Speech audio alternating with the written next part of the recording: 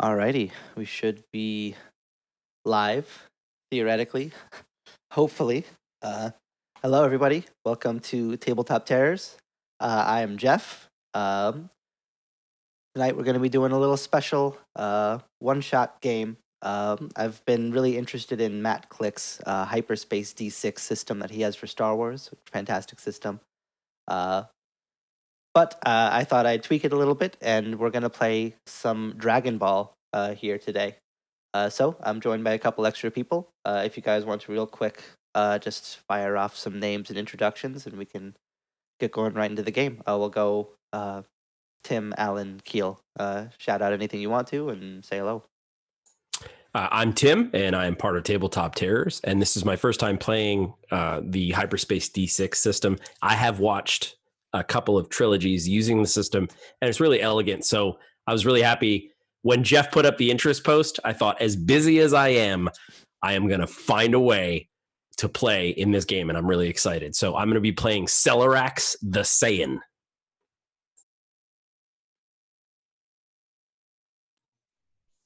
Hi, everybody. My name is Alan, and you can find me at CFT RPG. And I have played Hyper D6 here, Hyperspace D6 at least once or twice, and so a little familiar with it, but haven't played it in a Dragon Ball aspect. And I am a Dragon Ball fan for sure. And if you can't tell. And so I'm really excited. So I definitely, like Tim, had to get it on the game. And of course, I played with these guys before. So how could I pass this up? To play a Saiyan named Taro, who is part of the Time Patrol and is looking to secure the very fabric of space-time continuum.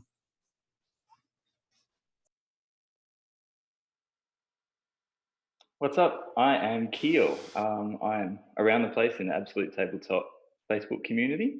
I'm stoked to be here. It's my first time on Tabletop Terrors channel, but I've played in many games run by Jeff, and this is going to be great fun. And I've played with Alan before, and it's always good fun. And I've consumed a lot of actual plays that contain Tim, so this is going to be excellent. Hyperspace, I love as a system.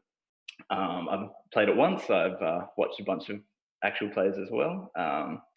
And yeah, stoked for this Dragon Ball one. And I'm actually working on my own modification of the system as well called Banner D6, which will be released soon in the AbTab community. So yeah, looking forward to that. And I'm just really stoked for this session. I will be playing Loot, a Namek. And yeah, about it. Alrighty. Well, unless there's anything else, we'll go ahead and get started here. Last time on Dragon Ball D6. With Majin Buu defeated by the ever-renowned Z Fighters, peace was once again brought to Earth. But, as of course with all things in this universe, peace was not to be for long. But with Goku dead, many others gone after Majin Buu had left, the Z Fighters scattered across. Defending Earth fell to the responsibility of others who would need to step forward in the absence of others who have now taken well-deserved breaks from defending the Earth.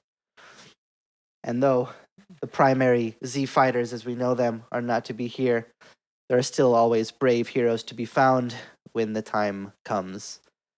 And we will see a tale of just such heroes today. The World Tournament is starting soon. Within a couple days, everyone's been training, preparing for this moment, as always. It's a big deal to try to be able to win, to prove yourself, to prove your might, to take the reins from the reigning champion, Hercule Satan, still renowned for his help in the defeat of Majin Buu and Cell. We move forward, and we see one of the fighters preparing, a Namekian who is flanked by a young boy who's been helping to train. Lute, what do we see as we zoom in on you training for the world tournament to come alongside this person who you are helping?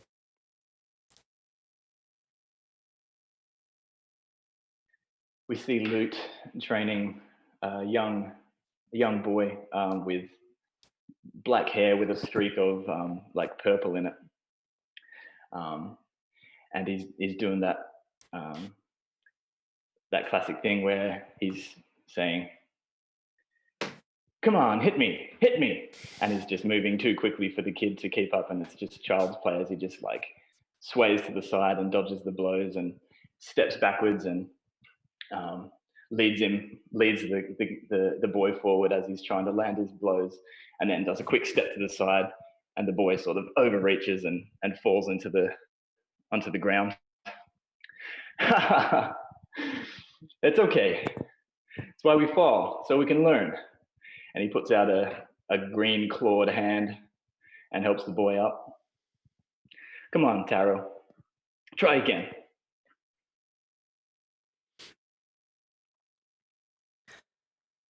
Yeah, the boy will grit his teeth in frustration, but then as you give the words of encouragement, the grit will turn into a nod as he'll gear up into a stance, readying for the sparring to continue.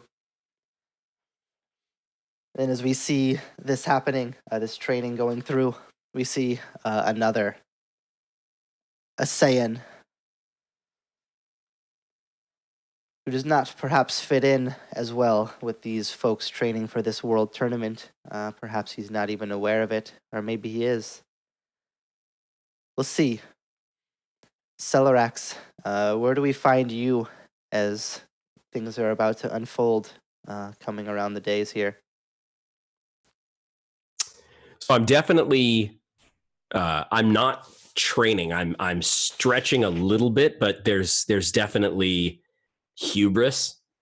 I can't believe these fighters would be training in front of us. Like we get to see what they're made of now. And I recognize Lute because at some point I've actually defeated Lute, and I think I would probably approach. Ha ha ha! Do you really think you have a chance?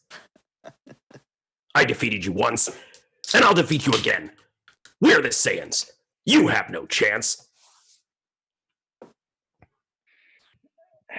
Oh, hey, Lute. Hey. Yeah, I figured you'd be here. Yeah, I mean, I've been training pretty hard. Think maybe you'll get you this year. Right, Taro?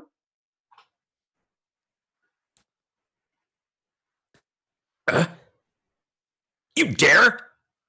Ha! It's going to take a lot more than your training to defeat me.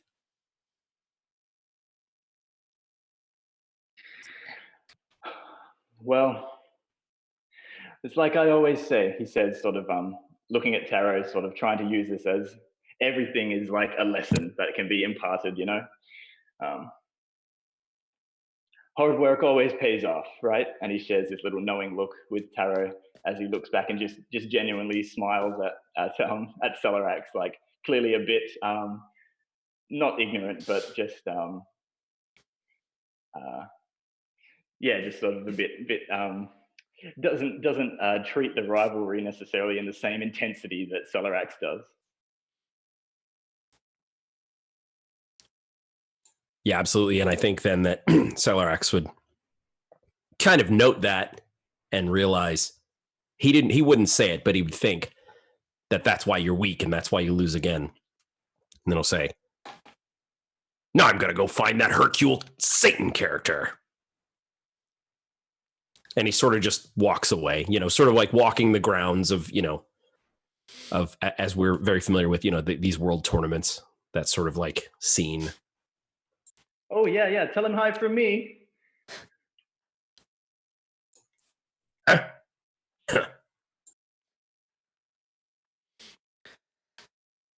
As the fighters have their conversation and begin to walk away, we move away from the two conversing here, if you can even call it conversing, and we see another Taro Where, and more importantly, when do we see you at the moment?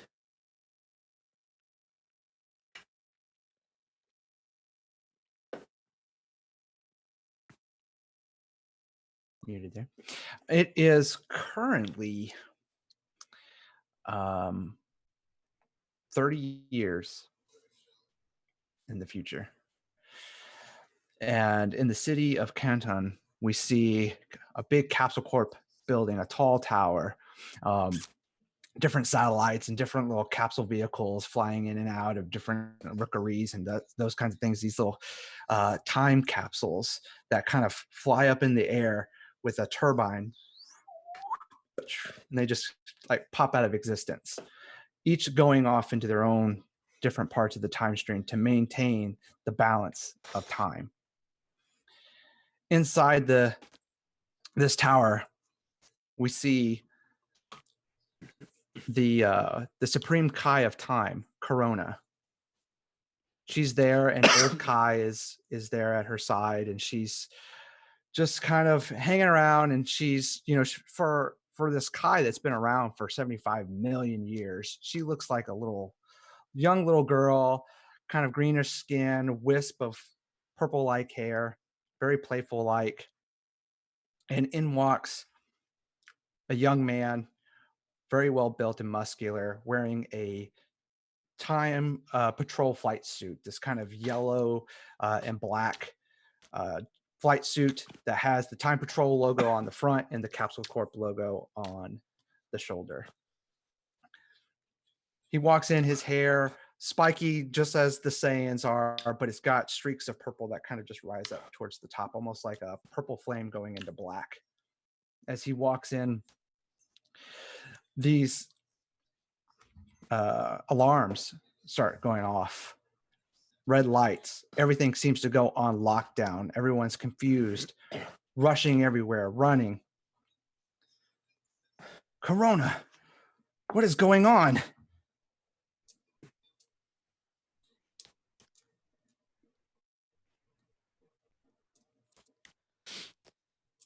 There's been an anomaly in the past.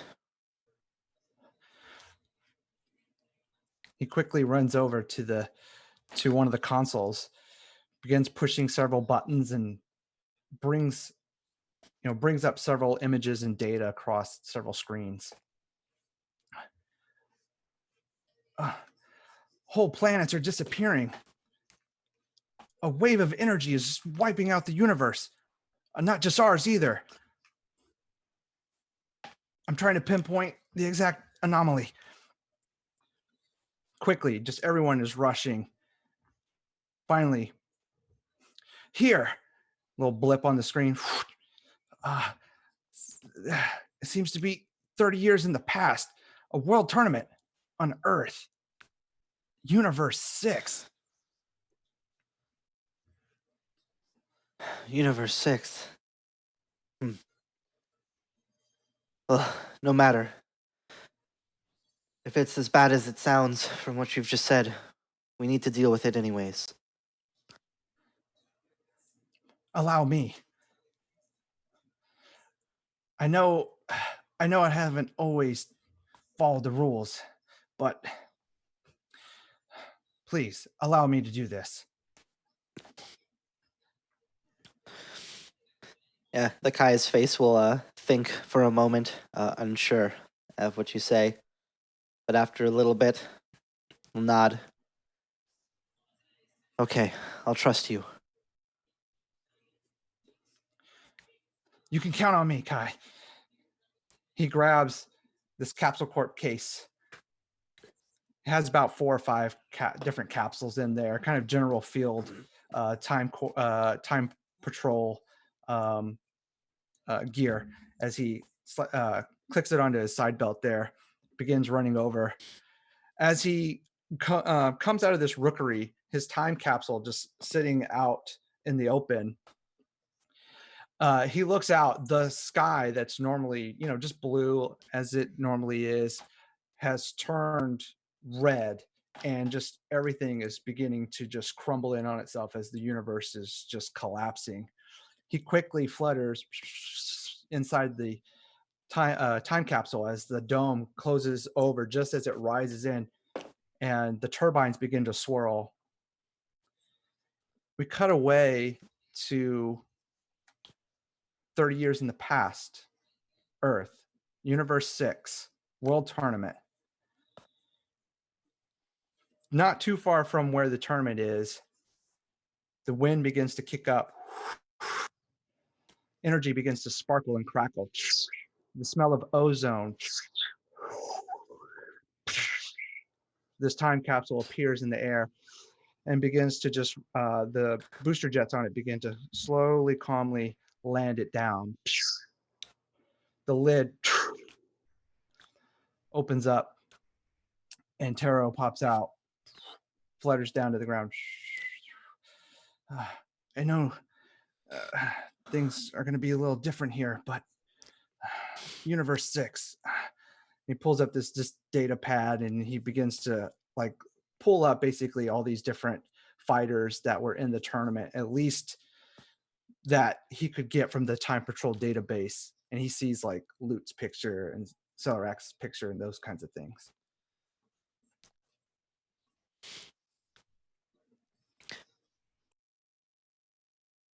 Celerax,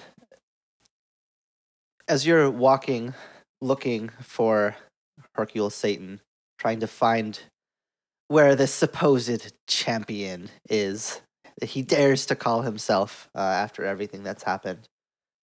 But before you can, you see a very strange sight. A sight you haven't seen in perhaps years and years now. Another Saiyan who's just stepped out of this strange vehicle, pulled up some sort of data pad of some sort, and is currently unaware of you, or at least has not acknowledged you yet. But you can tell definitively by the hair is always a giveaway, and the sense, the strange sense of their ki, the energy that's different from most of the Earthlings here, I think would be immediately alarming. As far as you know, most of the Saiyans, if not all of them, are dead.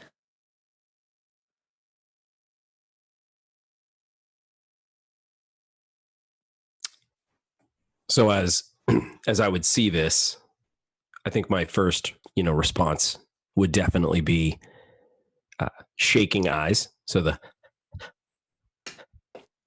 classic, it's got to be. It's close in on Celerax's face, and he goes, huh? Hey, you! Hey! Huh? And just like looking up, just noticing this.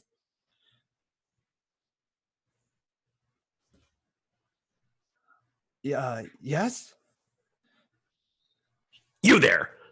Who do you serve? King Frieza or King Vegeta?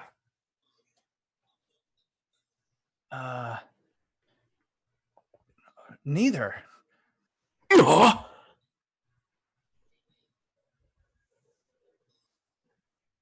Who is your master? The Supreme Kai of Time, Corona, of course. Oh, wait, I shouldn't have said that. No one. A Saiyan without a master. Huh. And then he sort of does this posturing and posing. So it's like, well, I was trained by Frieza himself. And if you're going to get in this ring, I'll show you who your master is. Frieza. Name sounds familiar. Oh, yeah. Says here he was defeated by one Goku. Hey, you! Don't you say that name! Oh, no, not in front of me anyway! Goku's dead. And you're next! Not likely. Looks like... and he just pulls... He begins pushing buttons on this pad. And it's like... It's like reading you. You're barely far as I can tell, you're barely registering on the radar. Oh. Oh, wait, it went up 5 parsecs. And I think at that point, his training would kick in to a degree, but I think narratively, Jeff, I don't know if anyone else is there, if there would be some sort of like any sort of outside event that would sort of stop an actual fight right now. But if not, there's a chance that it would go to, combat. But I don't want to push it into that narratively immediately. Does that make sense? What is Loot doing as all this is certainly happening before us? The other Saiyan made it too far out of earshot. Yeah, I feel like in the background, like we've got these close-ups and like this intensity rising, and like then this sort of mid shot where we can see these two standing off against each other with the time pod there behind Taro. And then like in the background, just on top of one of those little mountains, we see like backing in like these tiny figures of like Loot and young Taro like training, doing that thing again, like Loot's leading him backwards as they're like training, and they just come up there, and then maybe Loot doesn't like just still small in the background. Loot just like slips a bit, so he loses his footing and falls off, and is like grabbed onto the end of one of these sort of cliff things. And young Taro's up there scrambling to like try and help him up, and like hey, and then there's like this distant noise that's like hey, whoa! That's probably the distraction. And I think I would notice, what? Huh? Hey, keep your hands to yourself. A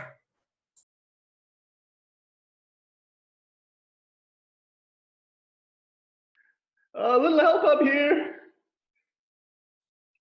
Come on, Taro, reach out. You can take my hand. And I would think you're like expecting a small boy's hand to reach out when a more grown-up hand reaches out and grasps your green Namekian hand and pulls you up with a little bit more oomph than a child would. Oh, thanks, Taro. Hey, wait. Who are you? And then he looks between the Taro that pulled him up and then down to the young Taro, sort of like standing on the opposite side of him, looking between them. Notes the similar hair and, the similarity in the face and everything like that. And he's just got this very quizzical look. I think he's just got that like sort of like stutter that they get. Yeah, he just kind of gives you that look like, well, I saw you needed help, so I'll be going now. Hey, wait, what? Where are you? Taro? Is that you? Of course not. That's Taro there.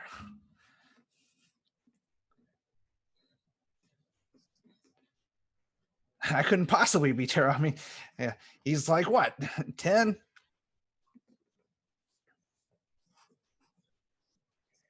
I'm 11, I feel like Taro would say something like that. Like, yeah, like I'm 10 and a half. Yeah.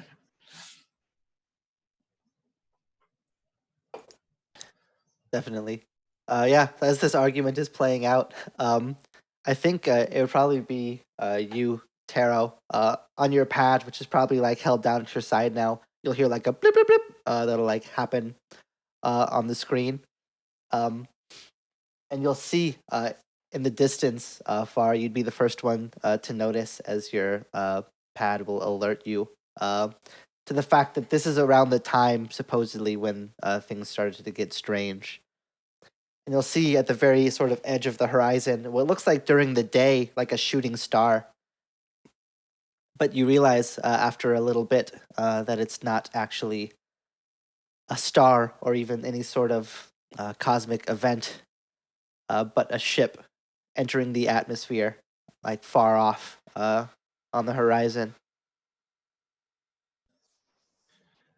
The anomaly. Sensors are going crazy.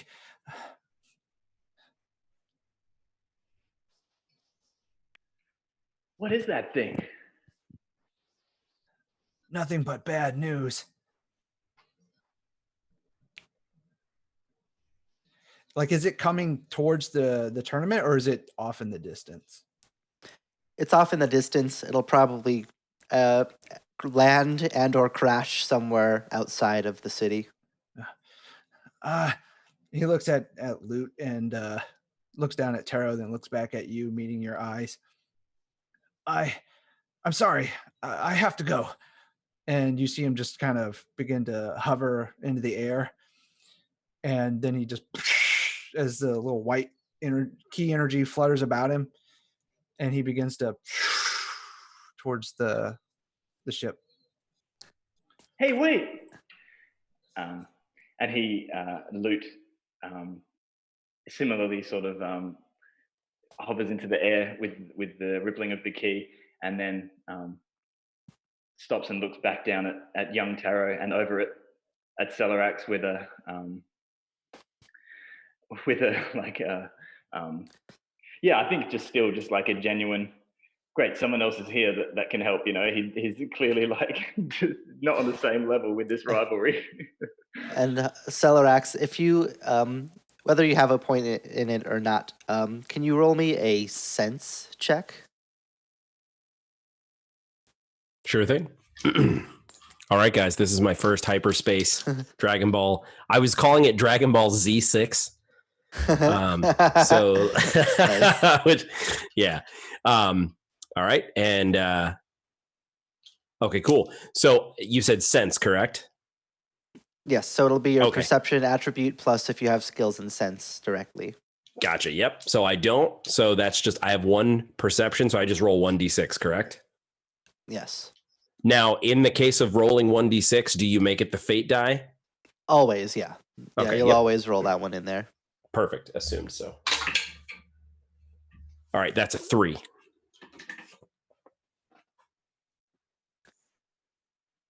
So I imagine that as a Saiyan, you haven't quite had the because Saiyans aren't born with the ability to sense ki. And somewhere along the way, you must have lost your scouter as well. So you have difficulty sort of managing it. You've started to learn since you've been here on Earth, but I imagine you quite haven't developed it to the sense that some of the other Earthlings who are known for it have, or especially the Namekian, who's very skilled in that sort of thing.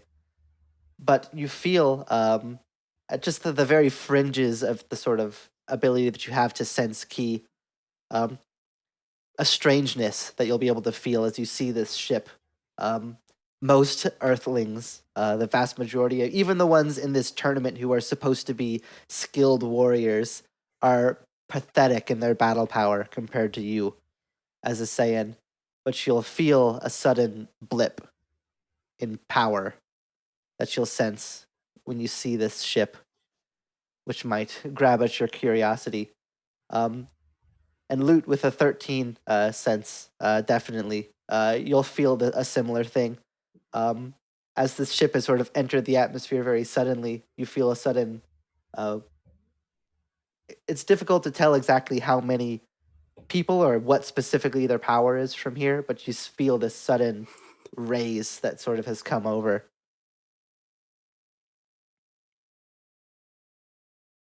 Yeah, so as he sort of hovers up and pauses to look back at young Taro and Celerax, he's sort of struck with this feeling, sensing the power of whoever or whatever's on that ship. And as he sort of is hovering there and he looks back over his shoulder and says to the two of them, I don't know if this thing is going to crash land or if we're the destination, but it's coming and there's something on board. And he does that. His demeanor changes, sort of how Goku has that fun-loving side and then that dead serious side. That's kind of what I'm going for here. He goes, like he's dead serious now, and he looks down to young Taro. Let's hope that our training is enough for whatever is on board. Come on.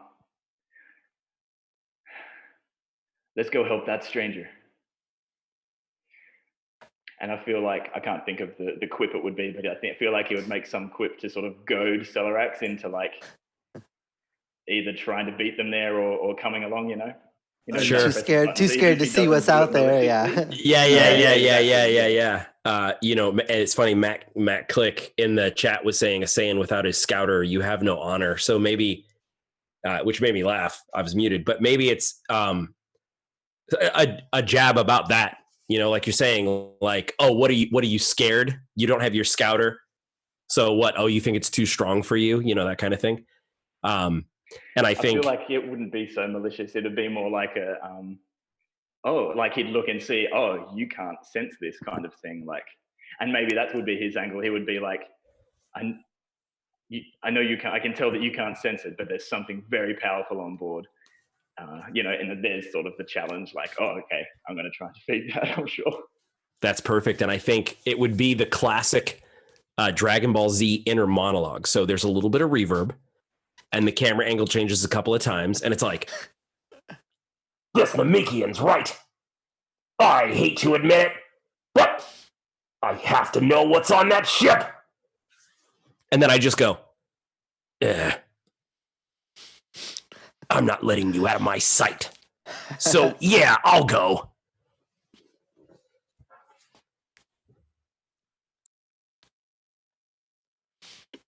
And then I imagine there's this perfect simultaneous, everybody exactly at once, as if coordinated, like flies off after Taro. Yeah, I imagine Taro is like, flying, and he like looks back and he sees he's got this entourage following him, and then he would just stop as that ki energy just ripples away. He looks back and goes, no, turn back. This is my responsibility.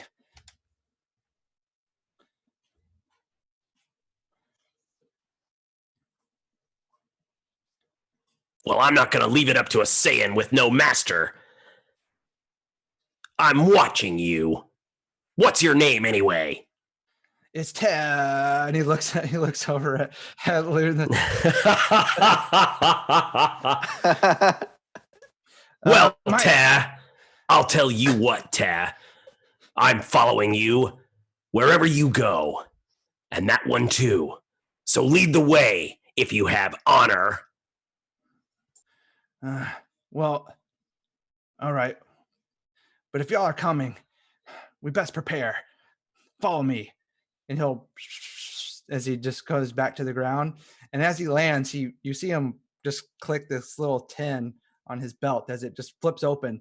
And there's like 5 capsules in there. And it's like 01 through 05. And each one has a different color: blue, pink, green, yellow. And he picks one, 04, and he clicks it and he throws it. And after all the smoke like vanishes, there's this little dome house in there. We'll need to get you guys geared up. He opens it up, and of course, it looks like this little dome, but when you go and you open it up inside, it has that effect where it's like much bigger inside than it is on the outside. And inside it's like time patrol gear, and there's like a clothes rack that has like Vegeta style Saiyan armor. But it's got like the little TP Time Patrol logo on there, and there's those like blue and dark jumpsuits that Bulma made for them and everything. And there are even like some scouters and stuff. So and of course, in every Saiyan's repertoire, there is a fridge, and it is full of food. Which I imagine would be a very strange sight for Celerax to see Frieza Patrol battle armor or Frieza Force battle armor with a different logo on it. I absolutely agreed. And I think that's what he go, huh? What? What are you doing? This is... And I think that his armor would still have the Frieza Force logo.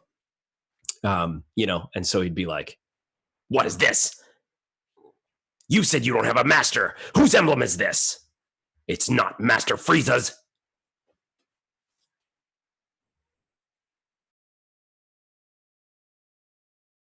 No, it's not. It's Yeah, I know. Kind of. No, it's not. I'm a member of the Time Patrol. We're not really supposed to let ourselves be known, but well, I guess things are kind of out of the bag now. I hate to say this, Celerex, but the Freezer Patrol, they disbanded years ago. Ah,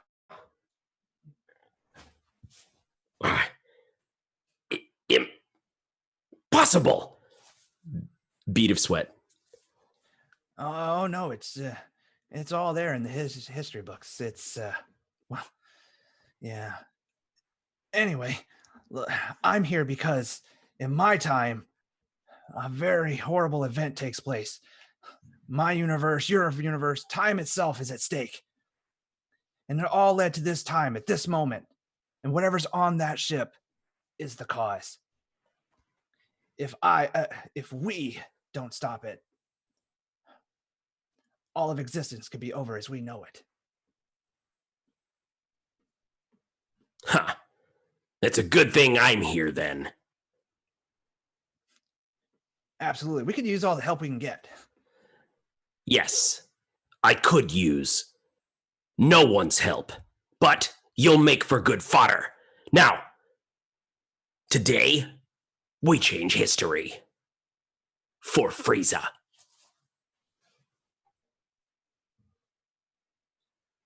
Right. Well, Alma's over there. He just kind of like points. He looks over at Loot and Taro.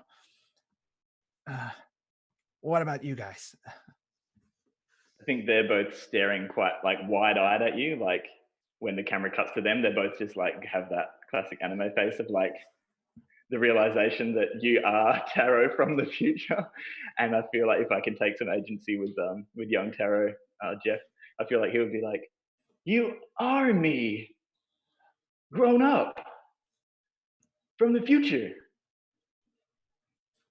He kneels down, puts a hand on his shoulder.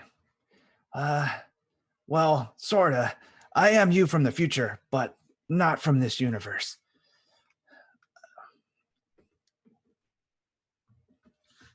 Not from this. And then I think Lute says, "We've been through this, Taro. There's more than one. There's more to this world than we can see." Yes. And unfortunately, don't have the time to explain everything. All that matters is whatever's on that ship, we stop it. If we can't end it here, I'm afraid it spells bad news for not only your universe, but all universes. Then I guess we better gear up. And young Taro goes, "Cool, uniforms," and goes and like rummages through. Alan, would there be any extra scouters? Yeah, I imagine it's just like, you pull a drawer and there's just like scouters. You pull a drawer, there's like those little hand blasters. And Yeah. And I think I would just suit up, standard issue. Just like I kind of flip down the scouter. Let's go.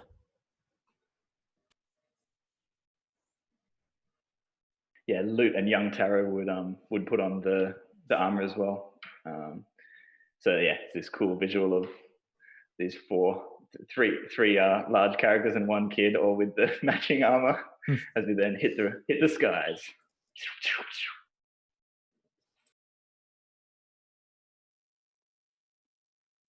Yeah, so the four of you will then blast off back, assuming you would put all your building back in your capsule, Taro and all that, before moving on.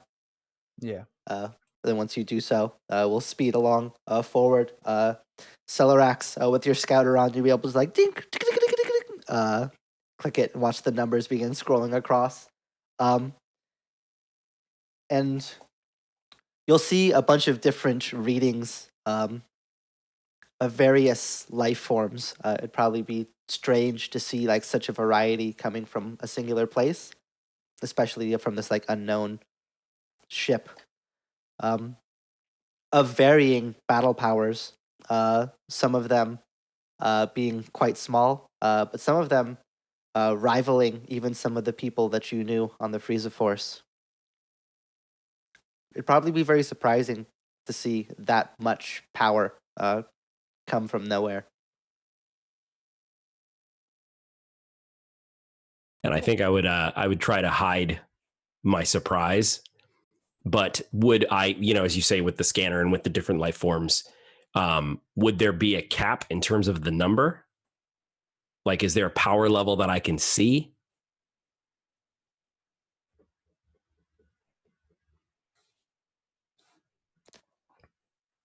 I'm trying to think of like I have no sense of like where the scale of everybody would be at in terms of the lore. So Sure, I don't either. I mean, difficult to- honestly, so like Would the scouters Same. like indicate? Is it just like one power source, or they're like, is there one like big power source and like maybe like like the Frieza's minions, like a little bunch of little? Yeah, that's definitely scale. the sort of major feel of it is sort of a central power source and then a lot of small ones. The main one, it's difficult to say numbers because at this point in the series, people are in like the millions and millions, at the high end. So I hesitate to like say a number. But yeah, there would be one of them that would be significant. Probably, Celerax has definitely measured his own battle power before. It would be higher than yours. Okay, cool. And so just for the sake of it, I think that we'll just assume that the numbers are scalable and in world, the lore. And so again, I don't think I'd say it out loud, but I would, in a reverb voice in my head, be like, it's over 9,000! Because I have to. And then I think I wouldn't share the exact number with them, but I'd say, there's a lot of power there. Do you see? I can sense it. This isn't going to be easy.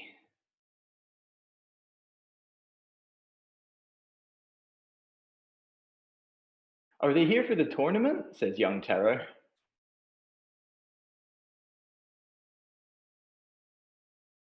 I don't think so. Do you know what they are here for?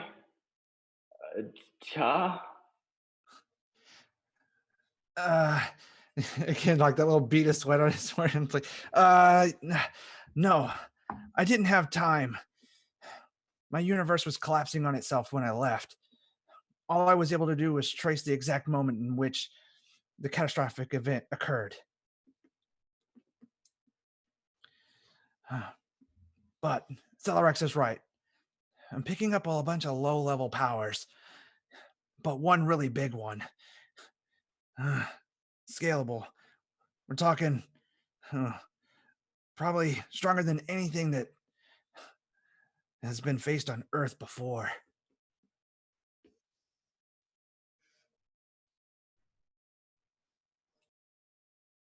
Well, I guess it's up to us. He says, like, sort of straightening a bit and like clenching his green fists.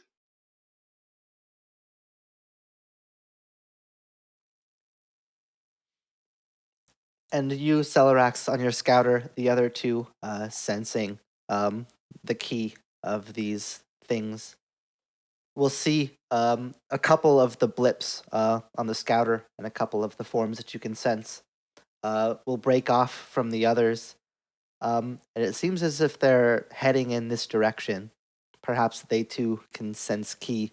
And given that you all are flying, using key, you will be able to be sensed. And seeing that in the scanner, I would look at everyone sort of, we've got company.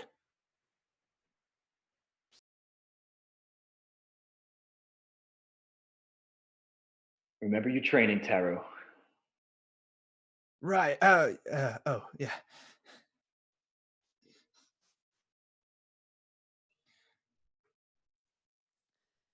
And as the four of you continue forward, it won't be long until you'll see coming up out of the tree line after a moment, 3 different forms will appear from beyond.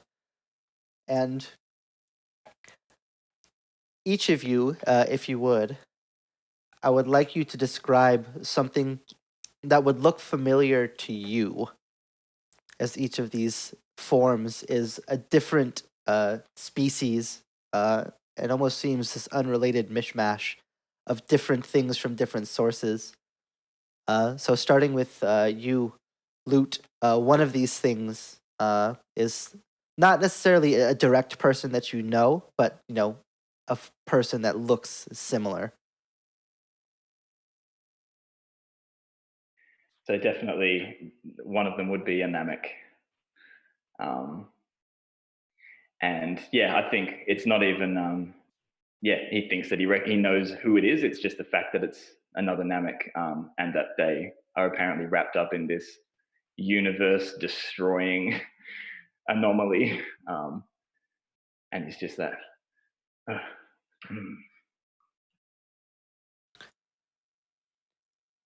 And then Taro, another one of these things. We see this Namekian. But there's something strange about this Namekian. Their eyes have a distinctly evil glow, and almost reddish, that seems to pervade in the glint in their eyes. And coming from across, especially prominent on their face, but kind of coming down, are these almost like ashy gray strands that seem to entangle over the top of its green skin. And for the rest of you, however you describe what you'll see, that will be the case for them as well. This strange reddish eyes and these strange ashy gray strands. But with that in mind, Taro, what do you see? Something that would surprise with how much it would resemble something you're familiar with. So it just looks like a familiar species, or it looks like somebody I know? It could be somebody you know if you wanted to spice it up, but otherwise just something it'd be odd for Okay. you to see something familiar coming from this sort of foreign invasion. Okay. I think it would look like someone he knows, and he sees her. It's a female his age. She's got uh, kind of kind of a rose pink hair, and he's all, Corset, what are you doing here? Wait, something's wrong with your eyes. You're not Corset. Ha!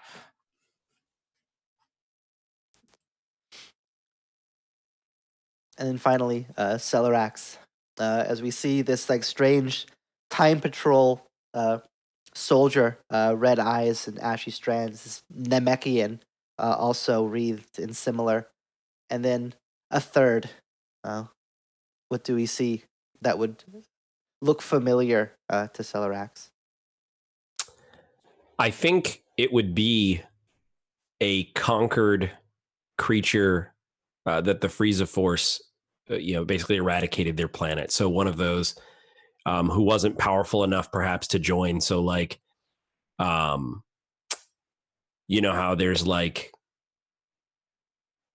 basically the group of Frieza soldiers are like the Ginyu Assault Force, where it's they all sort of have that alien look. I just imagine one of the sort of peripheral races that, and I'll let you choose, but one of those that was probably defeated by the Frieza Force and should, by all rights, be dead. Yeah, it was a species from a planet that was destroyed by Frieza. Perhaps you were there and watched it happen from the ship as the planet was vaporized. This species of alien with these blue skin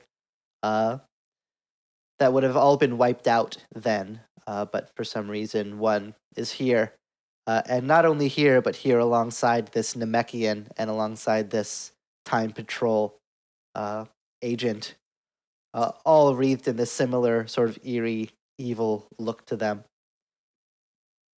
What do you guys do?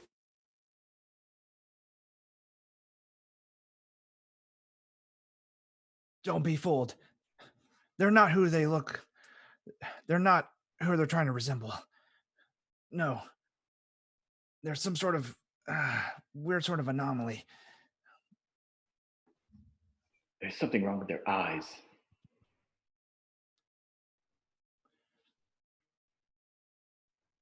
I've defeated you once before.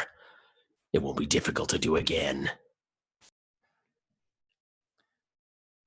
And I don't know if like Celerax would like rush into battle, but it'd be like that moment, like, no, wait. And it's like as you just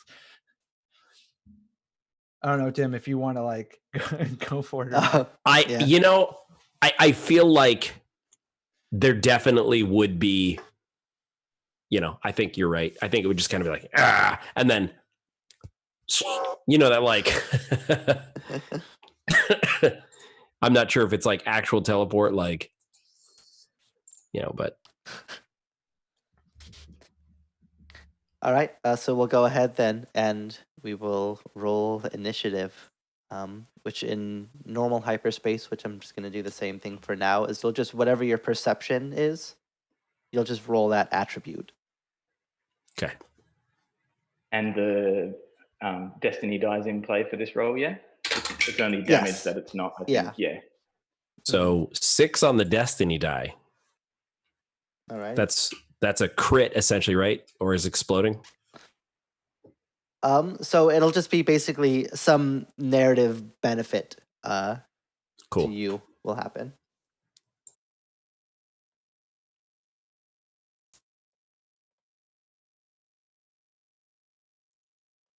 All right. And that's a 5 for me.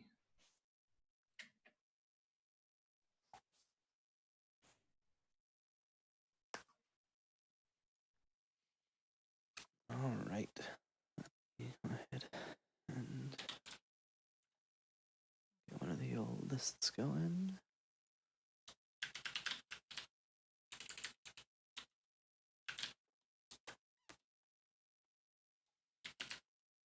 I've got a Dragon Ball Mega Mix song playing in the background on YouTube. Great. Nice. It's a really good idea.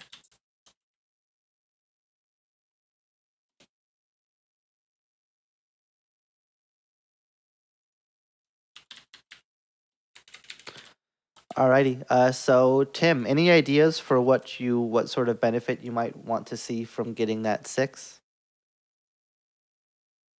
I'm trying to think narratively. I think depending on how far away we were, I have instant transmission. And so basically maybe some sort of narrative use for it. Maybe it's because of the good roll, it doesn't cost me the key point, or because it's just me teleporting, so it would be 1 key point. So I don't know, maybe a free instant transmission behind one of them, or perhaps that, I guess that's the only thing I'm thinking of. Can you think of anything? If you want to say that you'll basically start the fight next to them instead of a little bit away, I'm totally cool with you doing that. Cool. Yeah, I think that's what I'll do then.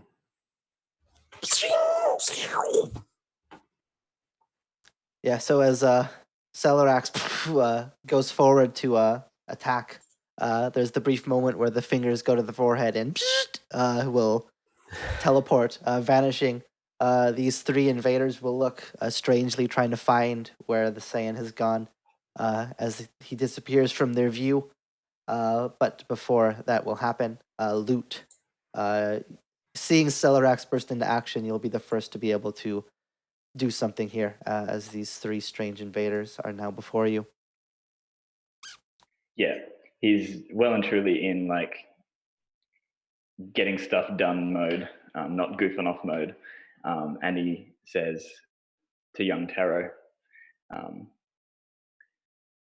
Taro, let's take this Namek, and just they both just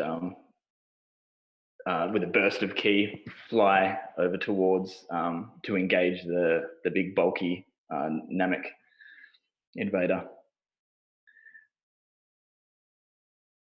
Okay, so I will. So I get a move. Sorry, I'm just remembering how it works. So I kind of declare how many actions I want to take on the turn, right? So I think it'll be and moving. You can move one range band for free. So are they one range band away?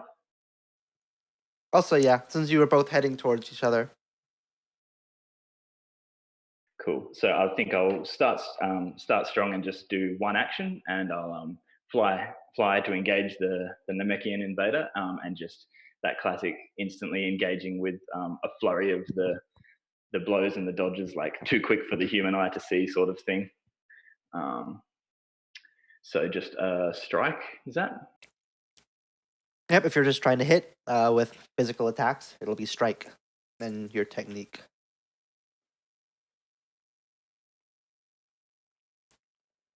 All right. So that is 11, 12, 14 total with a 6 on the destiny die.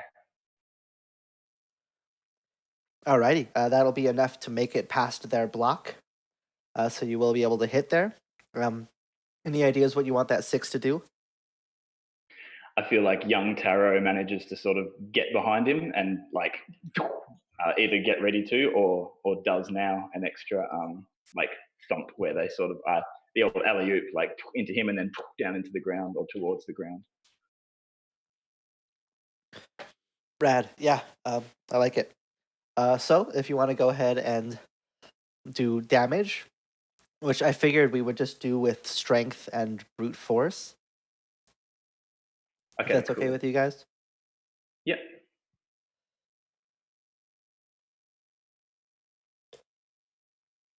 So that is 6 damage. Alrighty. And here's what I'll say for that 6 having Taro help you. I'll say go ahead and roll me an extra damage die, which will count as him adding to the attack. Fitting for the child, 1 extra damage. Hey, what extra damage is extra damage. So what does this look like as Lute and Taro, young Taro, tag team to deal a devastating blow to this Namekian? He'll still be alive, of course, but you'll be able to deal a wound to them. So they go in unison, do that extra burst of movement with flying, and just before they reach them, young Taro does that sort of phases out a little bit and appears behind him, just extra quick movement really, or like comes around and flanks as the evil glowing red eyes with the ashy grey tendrils of this bulky Namek invader sort of like widen briefly and then squint down as he engages and blocks these blows.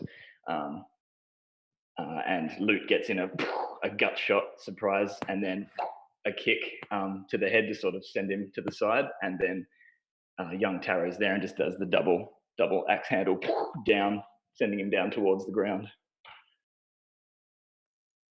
Yeah, and this just immediate flurry of will send him flying, spiraling down from the air. There'll be a huge as like splinters of wood and trees will fly up from the ground below as the Namekian will slam into it. And the other two will take notice of this sudden flurry that's come, both locking eyes on you. Lute, and this time patrol agent that Taro recognizes will immediately fly towards you.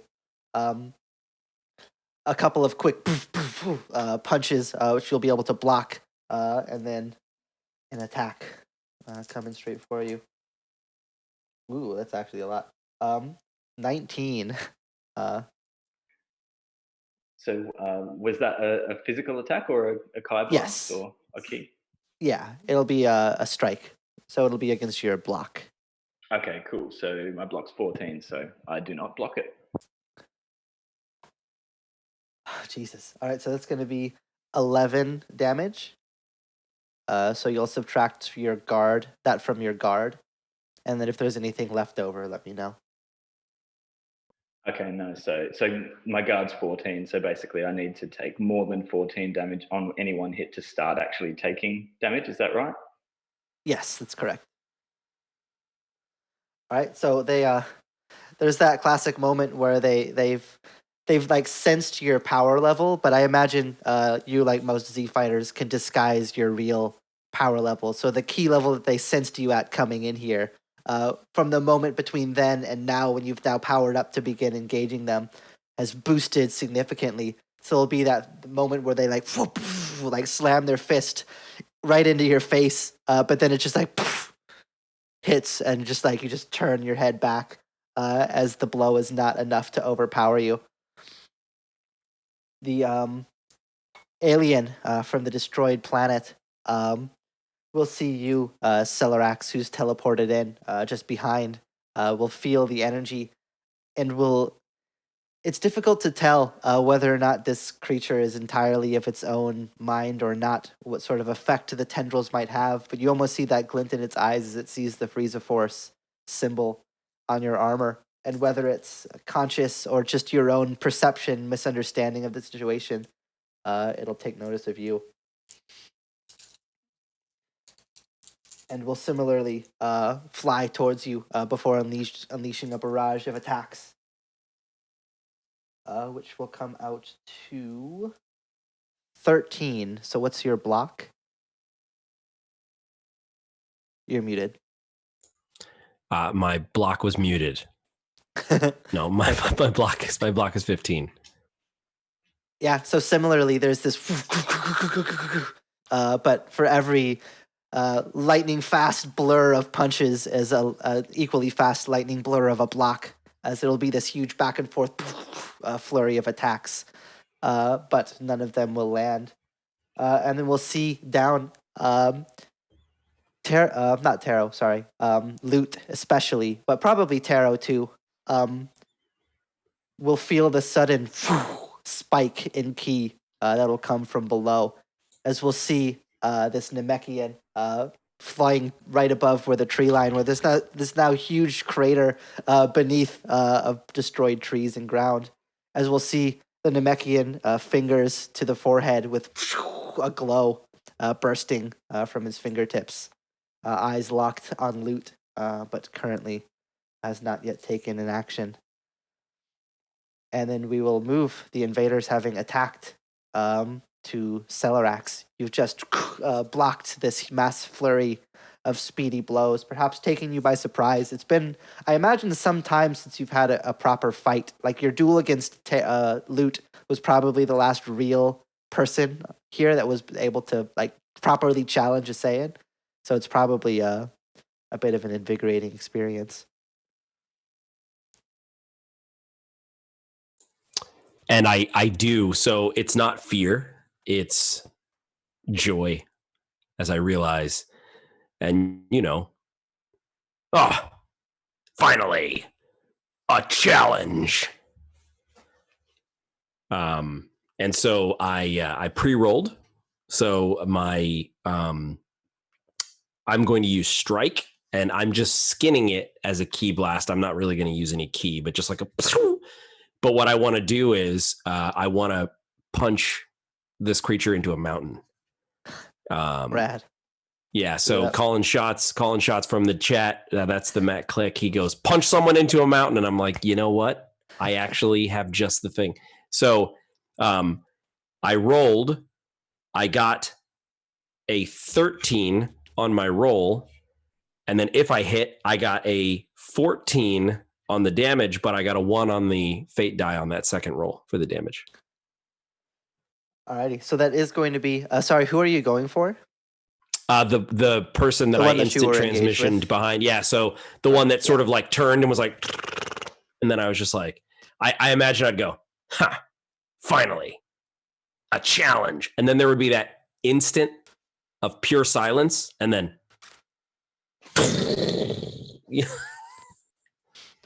yeah, so that is enough to hit. So, and that much, sorry, you said 14 damage?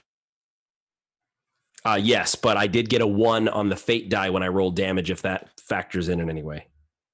So I believe damage rolls are the only ones that don't use it.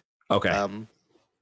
I might be mistaken there. But yeah, that'll be enough to hit this creature, and that'll be enough damage to wound it, so it will not be able to fend off the attack.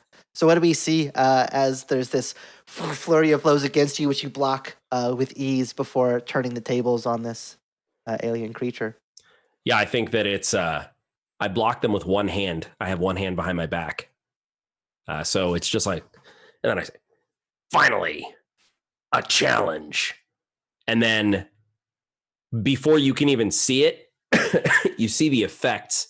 So you don't see a swing. It just goes from one frame with a hand behind my back to the next frame of my hand is out. And it just cuts to side shot of the. And you just see this mountain just absolutely erupt in a plume of dust. And it's all instantaneously. Awesome, yeah. And there's this huge, the dust cloud will burst from it. And I imagine there's this moment, especially being used to fighting and having to hold back, where you expect the dust cloud to clear and for the person just to be like dead entirely. But there's that moment as you just see like the silhouette come through the dust for a second as it like, the dust cloud will fade away. And that alien creature will be there. There's clearly like a big chunk in the armor that's been like dented in, and it's like grabbing at it, breathing heavily.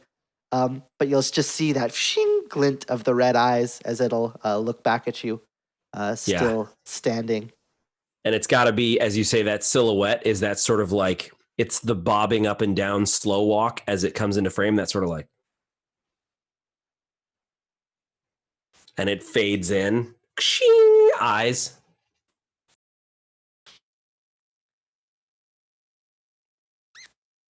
And then, Taro, you've now seen all this unfold. Celorax has smashed one of these aliens through a mountain. Loot has knocked the Namekian down, which is now charging up some sort of attack. And the Time Patrol agent still stands as well, having just tried to attack Loot with a flurry of blows. Yeah, I think we see Taro hovering in the air, hearing that mountain crash. We just see like these mountain rocks just falling as this big plume of debris dust behind him just, and you see him just flare of white key, and he calls out Corset as he jets down towards her. And as he does, you have that moment where like their arms just kind of like lock, like, and then you just hear that.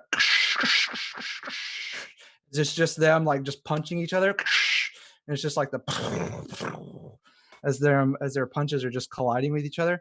So I rolled pre-rolled strike at a 22. That'll definitely hit. And pre-rolled my damage as a 10. Alrighty. Yeah, so that will also be enough then. You'll be able to connect and land a solid blow against this person. Yeah, so I imagine like, of course, she goes to swing like a haymaker, and he underneath, and he pulls back, and you just see that as he punches into her stomach, but you see like the whole force come out of her backside. He's like, as he hits her, and you see her go, like, you know, like all the air is like being pushed out of her, and he pulls back, and he just kind of hovers back slowly. You can't win this.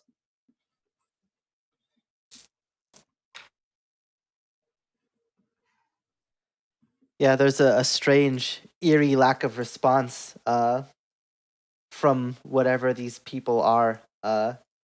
Just like strange, you would expect some sort of dialogue or response, especially from people who clearly, you know, at some point would have been able to speak. But there'll just be that glare of hatred coming from the eyes of this person who you call Corset. Whether or not it's truly them or not is difficult to say. But that will bring us back up to the top. Taro, you're in the midst of... Not Taro, Loot. I keep doing that. Loot, Taro has just come right next to you, smashing this Time Patrol person who assaulted you before. Celerak's not too far off, sending their warrior through mountains to the side, and the Namekian below you. So I just had a quick question about the enhance skill under key. It says hide, disguise, or boost your own key. Is that something that's pretty much only useful in a like a duel situation, or? Yeah, so that's more of the basically, if you're trying not to be sensed, you can lower your key down so that they can't detect you. If you want to boost your signal, you can like power up. But yeah, it's basically how much of your key you show outwardly, and sort of either boosting or hiding it to signal or hide.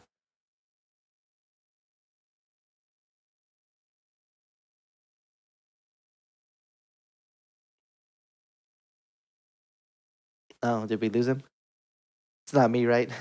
No. Yeah, I think we did. Yeah, because I was like, wow, he's giving that a lot of thought. He's really pondering on that one. Yeah. Give him a second. Sure. Yeah. Him coming back in might might mess up the windows. Yeah. Yeah. We'll be right back. Yeah.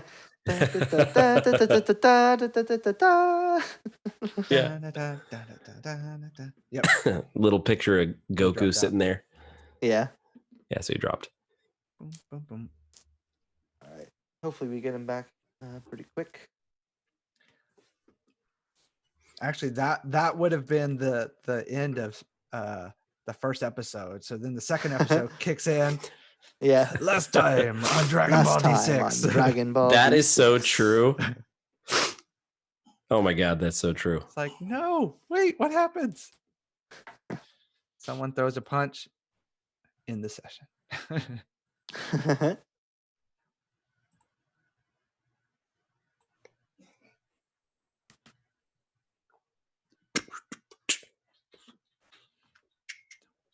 Yeah. So very good with the stunts there, Tim. It's Dragon Ball, so you got to involve the environment. Yeah, yep. Listen, man, that was Matt Click all the way. Matt said, "No, y'all are like 3 episodes in at this point." That's actually that's so true. There would have been a couple of side plots with Bulma, just grocery shopping. I was like, yeah, let's go ahead and throw in some filler episodes. No, it's too true. But it feels really good so far in terms of like the Jeff, the way that you have the rules laid out is it's great. Like it feels like Dragon Ball, you know? So, thank you. Yeah, killing that. And I think all of us love Dragon Ball Z so much that it's just like, as Matt said, I think way earlier in the chat, he's like, we're basically we're exuding, we're embodying Dragon Ball Z, and I love it. I'm so in. Like just imagine us. We're sitting in the sandbox with our little DBZ figures. yeah, pretty much. Mm-hmm. Oh, there he is. Hey, there he is. Hey, sorry about that. No worries. I'm glad you can instant transmission back into the Kais have smiled on us and granted us proper overlay windows too. That's a miracle. Yeah. Okay, right, so I don't know how much of that. No worries, man. I got my answer about enhance for key. I got my answer about that, so that's cool. Cool. And then so I am going to do 2 actions this turn.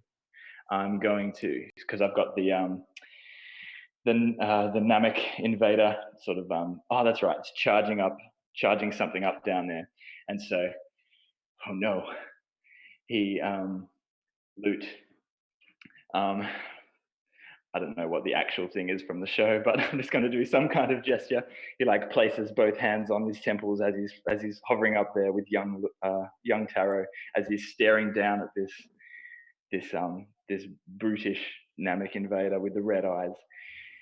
Yeah, and splits basically like there's these 2 of him now as I use my multi-form ability. So I just spend 1 key point to create 1 clone, and it's immediately destroyed when it's hit by an attack. Awesome. So I've got the decoy in play. That was 1 action, and now I'm going to. I think we'll stay up where we are actually. So we got some distance, and I'll say, "Daryl, get behind me," as he unleashes. As he holds his hands out in front of him. And I think both of even though one of them is just like a mirror image, basically, both forms of him flying up there, flanking young Taro, hold their hands out in front, and this little ball of energy, of key energy, starts forming.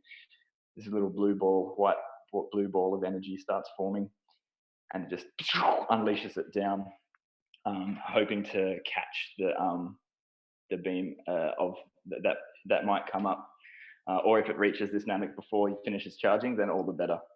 So it's just a standard key blast attack.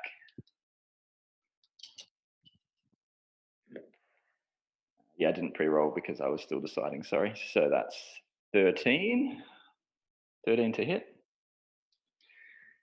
And so for key damage, just key.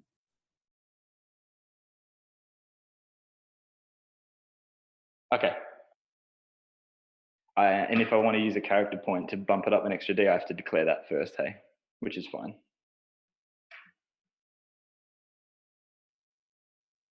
All right, let's do it. Let's see. Because it was 13, I feel it's close enough that I can. Yes, there's an extra 6, so 19. All right. So for damage from a key blast,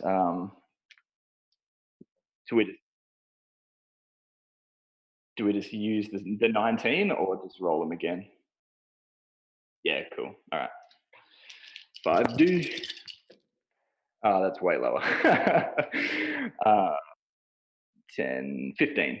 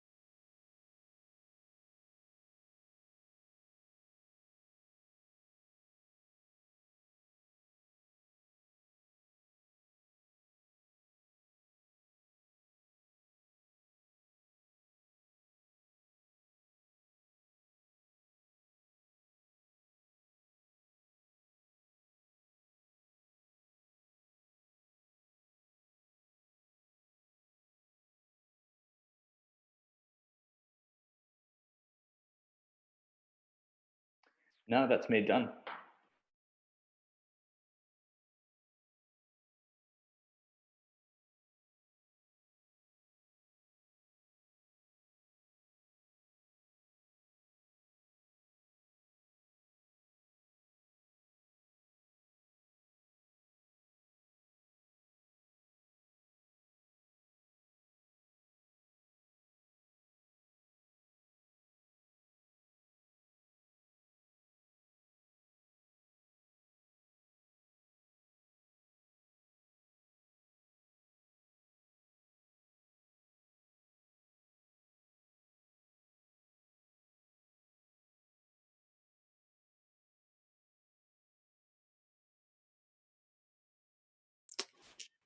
Was that a reflect? My reflect is 13. Hey. Okay, cool. 15.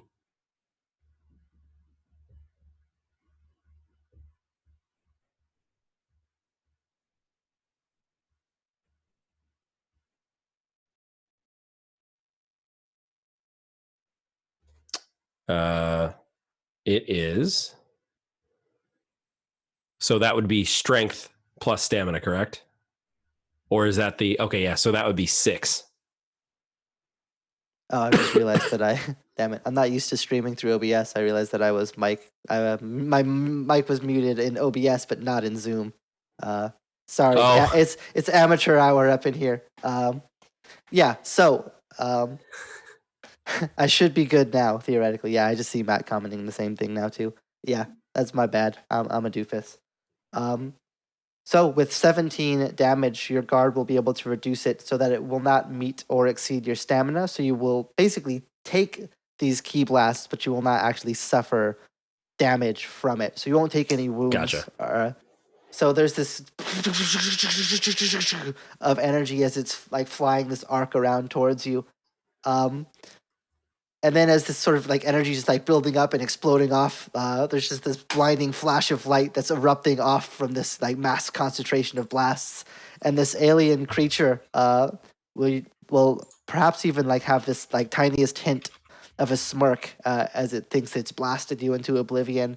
Before similarly, just as it did to you, the key energy will the light will fade, and there Celerax is unfazed, perhaps smirking or laughing his own laugh, as the alien will not be able to damage you. The Time Patrol agent, after being hit by you, Taro, will then focus back in on you now, forgoing Loot, who seems to be ignoring them as well, who will then come up behind you, trying to bash down at you with a strike.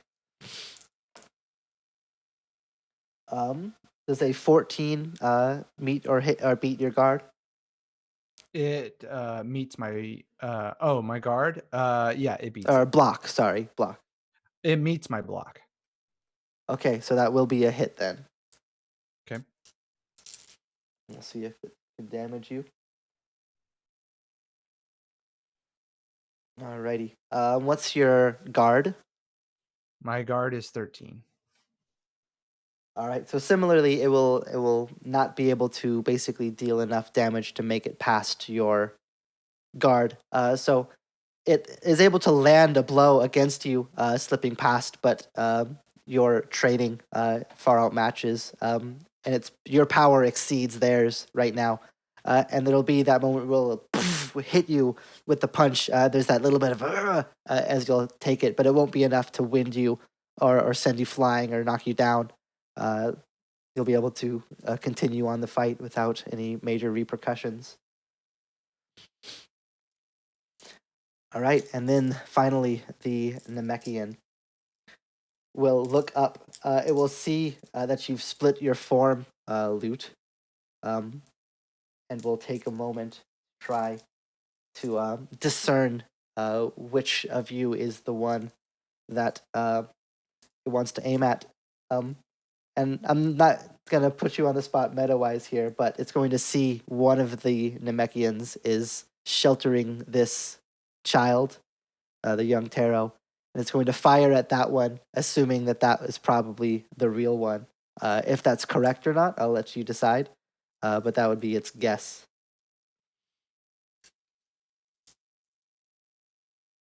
In my mind, I was just going to do it narratively. If it's a miss, then it destroys my clone. But if you want to do it that way, I would say then, yeah, the real one will be the one more clearly guarding young Taro.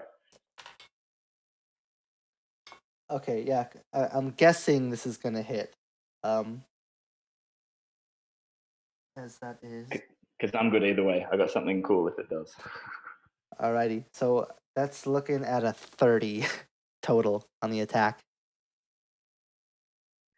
To hit, so that's against my Against reflect? your reflect, yes. Yeah, so that's 15. So that doubles that.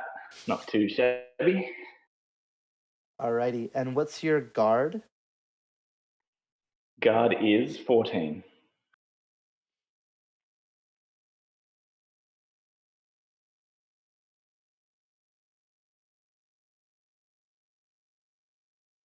Alrighty, so with 24 damage, it will be able to make it past your guard as well. What's your stamina total? So yeah, my wound threshold is 4. Alrighty, so it will be able to wound you then as the damage exceeds your wound threshold. As this Namekian will, and then this sphere of ki will stick onto its fingers as it'll extend out towards you, and a special beam cannon will erupt from the Namekian's fingers. Flying towards you, there'll be, I imagine, this briefest moment where you'll realize perhaps what this is and have to push young Taro out from behind you as suddenly this ki blast will pierce through the lower side of your stomach, entirely just bursting through you in one attack as the special beam cannon will like rip through your ki defenses and through your physical body. And you'll take a wound as this huge stream of ki will put a hole in your side, basically. Perfect. And I imagine it as well. It's that similar thing where it's suddenly like this close-up shot of his eyes just going wide, and then suddenly like the beam is there and through, and sort of doing that flashing thing. Like it's just so fast and so powerful, and like him and young Taro are sort of slowly moving in slow-mo as he like is shoving him out the way, and just got this hole in his gut, in his abdomen, and he's just like wide-eyed. And then the camera comes around and you can see young Taro through the hole before it cuts away, down to like the Namek on the ground, like with his fingers still outstretched, like in those evil red eyes. And I imagine like also like go ahead. Every like it's that moment where even though it's light outside, everything just kind of goes dark, and it's just that color of that beam, that special beam cannon that's like blasting, and even adult Taro just kind of has to kind of move out of the way as this beam like goes off into the sky.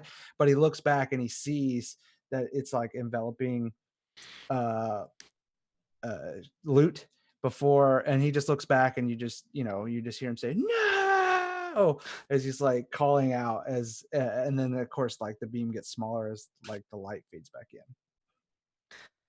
And also to add insult to injury, the Namekian rolled a 6 on his hit roll for his destiny die. So what I'm going to say that is there's going to be this moment as Loot, you're trying to recover from this massive beam of ki that's now like just pierced straight through you, where there'll be this as the Namekian will not be able to attack yet this turn, but will be right behind you, fist in the air, as he'll like after image up behind you, ready to like send you flying into the ground, but that will not happen yet. Celerax, you've seen I won't say friend, your associate Loot has just been like basically run through by a beam of ki, and this other alien has sent this flurry of ki at you as well, as these invaders have started to ramp up their damage tactics from mere fists and kicks to, in the case of the Namekian, full-on special attacks.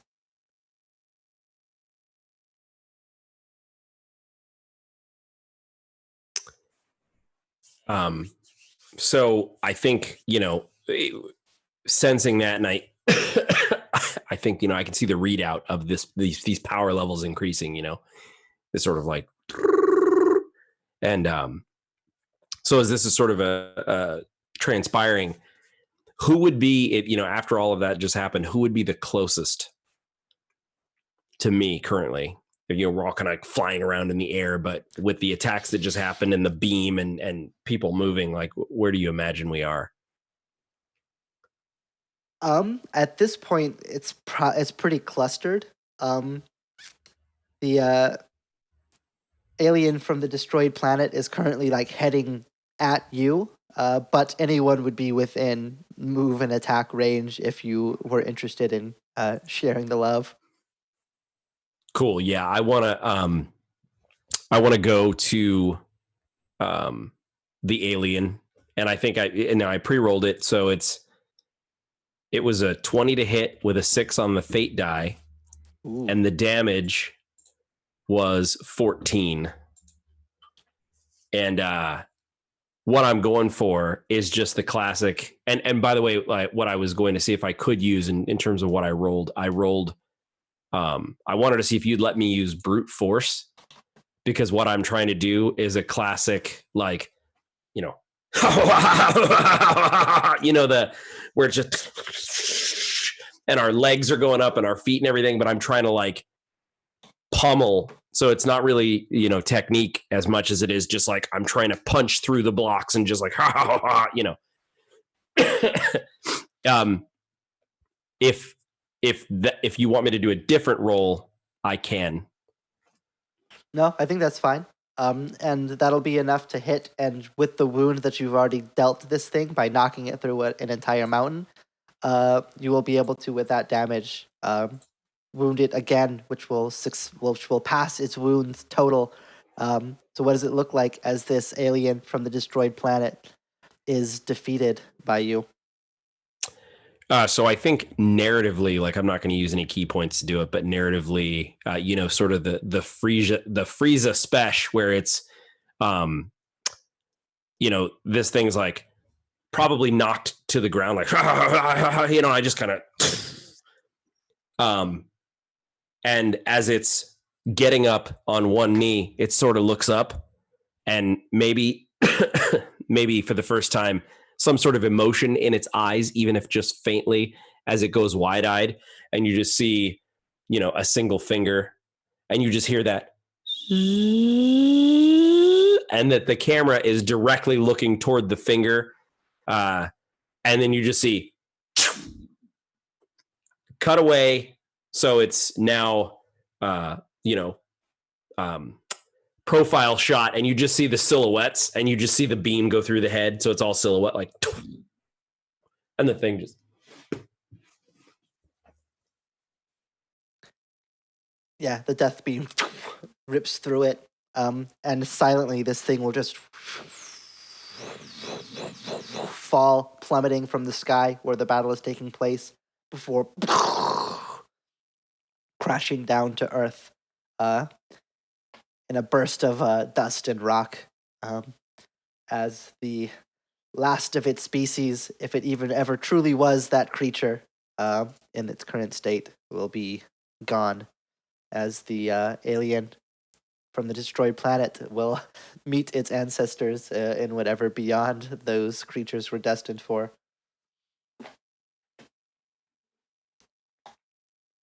Anything else from Celerax? I think I would use the range band I get for free to move back toward the battle from the ground. Rad. Yeah, so you fly back up, bursting with your key back up to the rest of the fray, where we will see Taro. You're engaged with this fellow Time Patrol agent.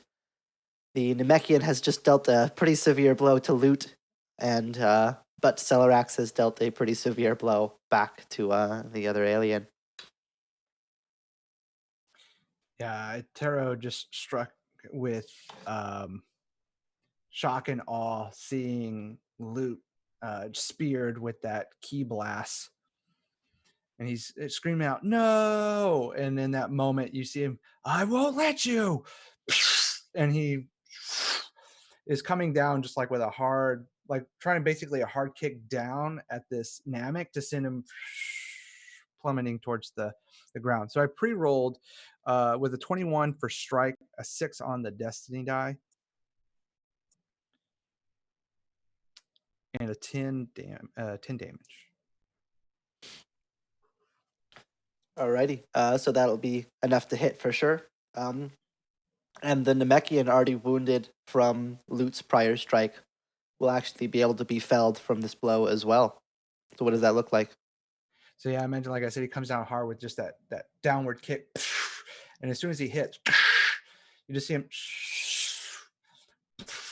as he craters into the ground. And once the dust clears, it's just a big crater and this crumpled over Namekian body, and then he flutters down over to where Loot is.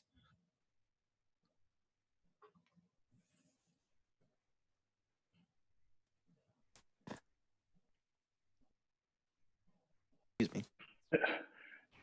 Taro.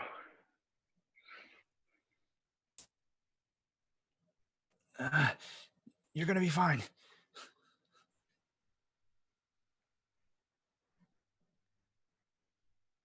Just checking, was that all for your turn? Because I'm up next and we can bleed into my initiative. Yeah, order. yeah. No, you're yeah. good. Real quick, we did have a 6 on the destiny die from you there, Mhm. Alan. Any idea what you want that to go towards? Can I?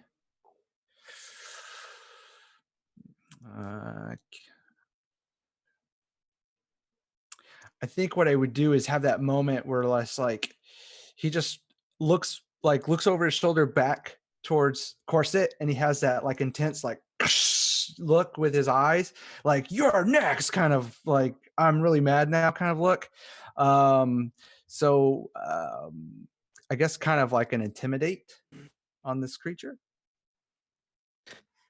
Yeah, I'll say between the immediate crushing defeat of its allies, seeing now, I imagine the three of you with kind of Taro in the middle leading this glare, like locking on the one remaining enemy.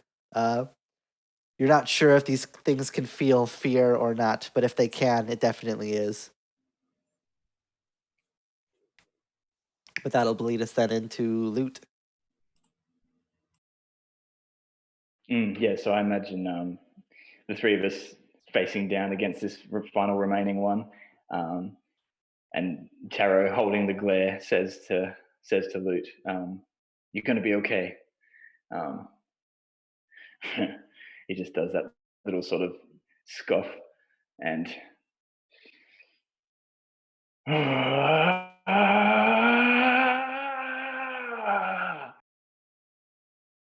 and you just see the hole in his torso just closes over. The hole in the armor is still there, but his green skin and the sort of sort of pinky colored sort of abs and muscular physique that the Namex have is all there, fully intact. As I spend 2 key points to restore 1 wound with my Namekian healing. Rad. And sorry, I should have Awesome. declared how many actions I'm going to take this turn, but there's no roll for that one, so I'll just do that quickly. Awesome. Yeah, I imagine Taro's just like looking at Loot with like this amazement, like what is he doing? What's happening? Why are you like spending all this energy? And then just witnessing like this healing factor kick in is just kind of like, I never knew you could do that. It's like this is like new to me. And then he's got that smirk, like, it'll take more than that to put me down. And so that was, I was going to do that, and then I was going to take a second action. So that one will still be at -1d. Yes. Because it's a second action, but not at -2d because I don't have a wound anymore.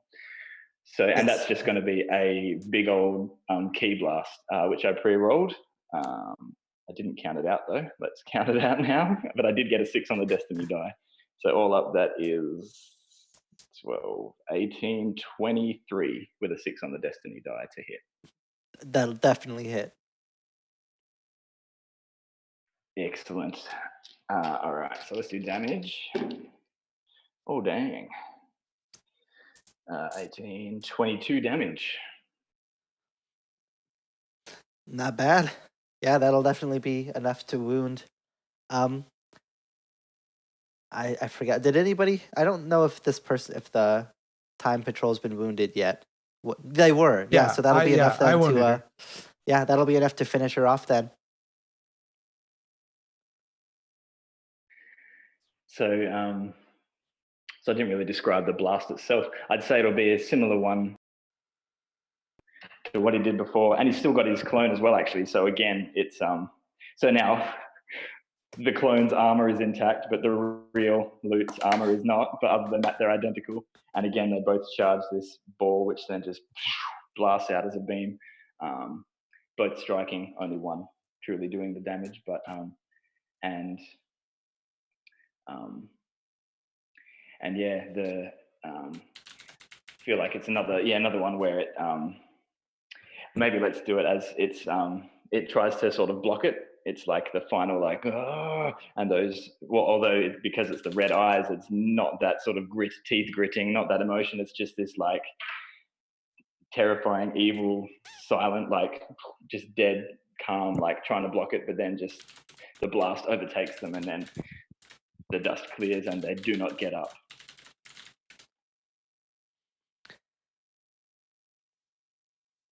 Yeah, and as this final person has now been sent tumbling down to Earth from this key blast, the three invaders, all lifeless, each with their own personal crater in the ground that they've been smashed down into, will lie there, and the buzz of ki and energy will fade as the fight comes to a close.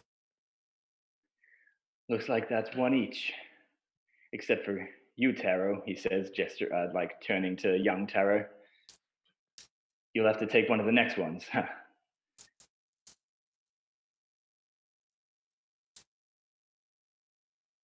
And I did get a 6 on the fate die for my attack, so I was thinking maybe some clue about the master,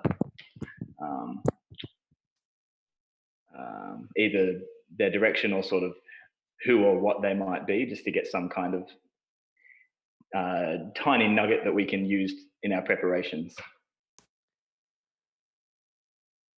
Okay, yeah. So here's what I'll say that you notice. As these three sort of for now hit the ground, your natural sense for ki will kind of continue to look outwards. And as you feel the ki fading from the people below you, their energy waning with their lives, you look down and see where one of them was, there's now nothing left in that hole in the ground. And as you'll perhaps look with a bit of confusion, you'll look down to where the second one was, the Namekian, and you'll see from the feet upwards, almost like thread unraveling at a scarf or a clothing. These ashy gray tendrils will begin to like come off from it as it will basically like unravel from this green Namekian being into this like gray ashy cloud, which will then like disperse. And you'll kind of get the sense that whatever these things are, that they've either been created or were being controlled somehow, basically from whatever this external source is. So these things, either people who were taken over or perhaps shadowy creations manufactured. You're not quite sure. But it seems that when they're with no life left to work with, that whatever energy had possessed them has now like faded and returned back to the source. So it seems like something has either made or controlled these things.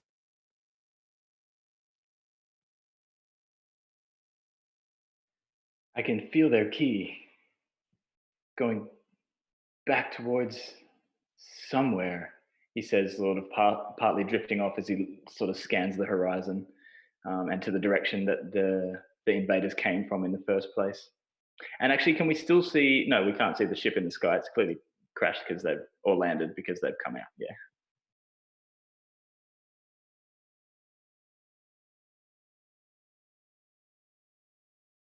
You got anything in there? He gestures to Taro's kit that can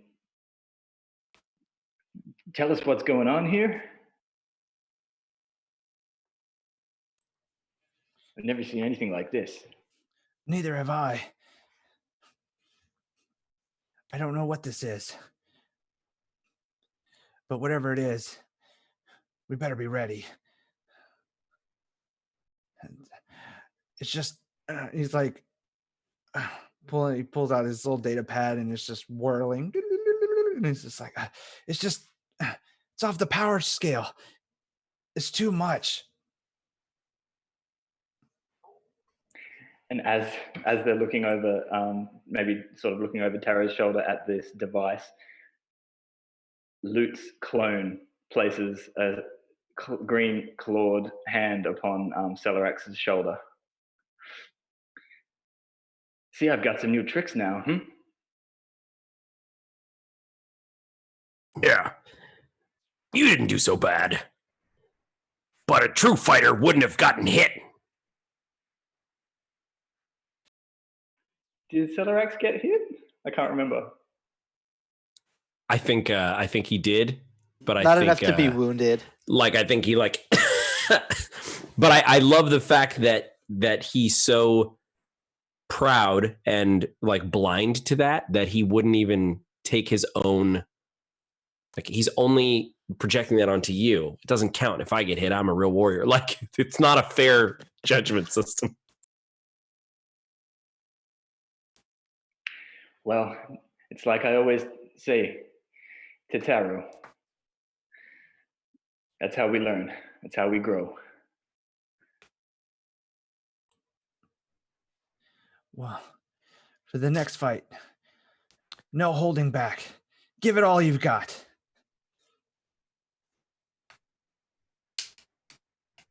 And he flips back into that serious mode and does the like serious nod. Yeah.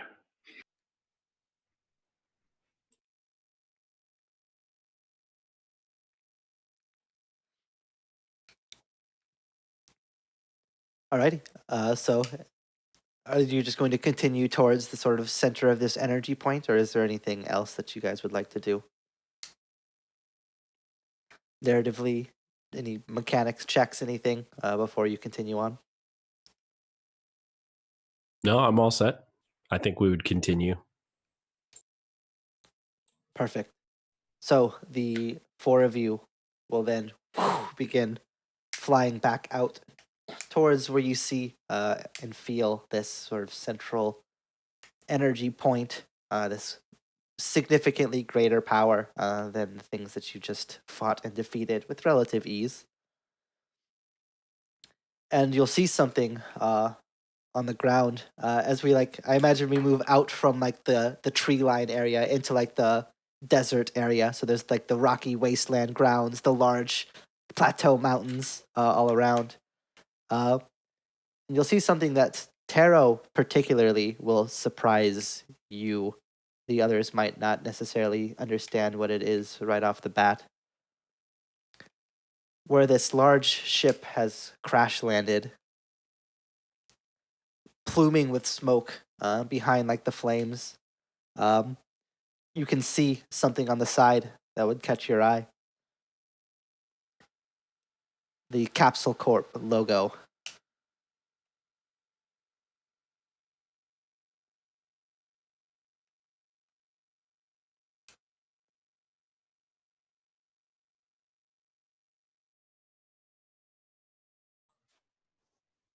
What?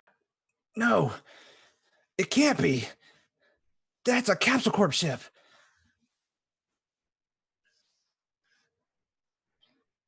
What does that mean? I thought it was some sort of outside force. But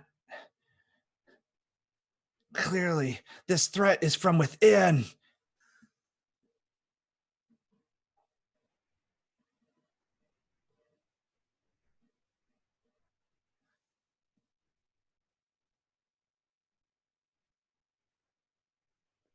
And you say whatever happens here is gonna start sweeping through and destroying the world and everything? Yes, this next battle determines the fate of the universe.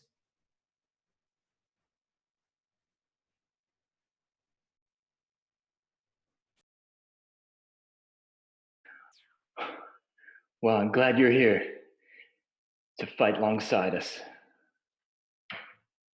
He says with like a bit of pride in his voice and his eye.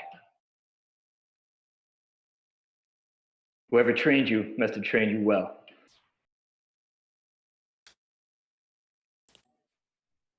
Gives you a nod. I had a diligent master. And he looks over to Celerex. Do the Saiyans proud. Yeah, and I think for the first time that's something that Celerax can understand and not disagree with, and I think there's a moment there where he sees you as a Saiyan more than he did before that.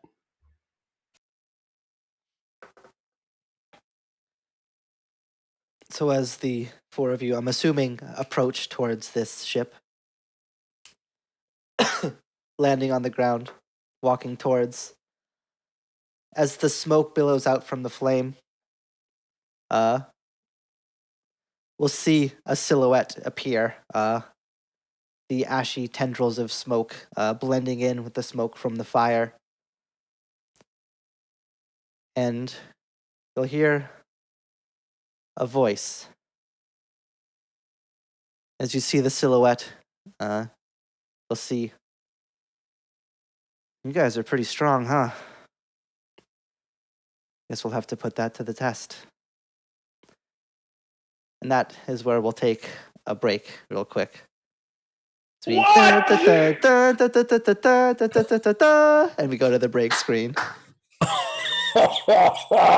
Oh my God! Tune in next week. Next time on Dragon Ball Z. Kakarot! Oh God, Jeff, that's so rad. You rad lord. Oh man. I'm so excited. Alrighty, so I'll go ahead and flip us to the break screen. We'll go ahead and take a quick 5-10 minutes, get situated, and then we will move into the back third or so of the game. Sounds awesome, man. So yeah, thanks to anybody who's been checking it out so far. We'll be back in just a little bit.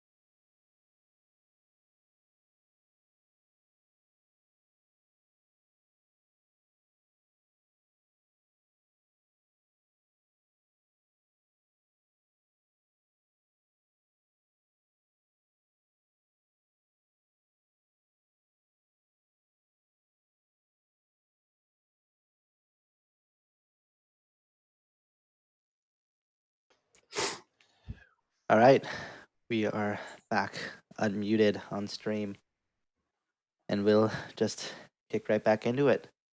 As we'll get the back end, the da, da, da, da, da, da, da, da, da, with Goku and somebody else on the break screen. As we will then flip back, masked in the smoke of the crashed Capsule Corp machine, and wreathing with similar ashy black tendrils and glowing red eyes, a silhouette masks.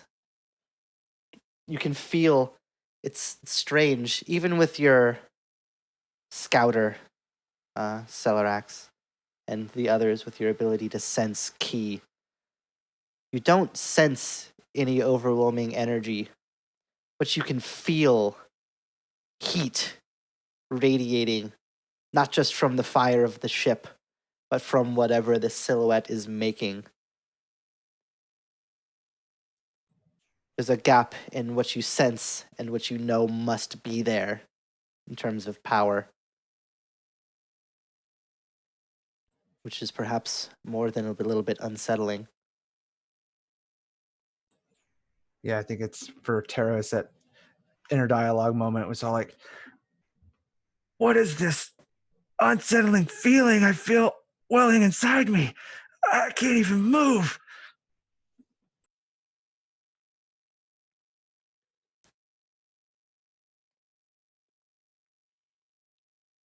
I've never sensed anything this powerful before.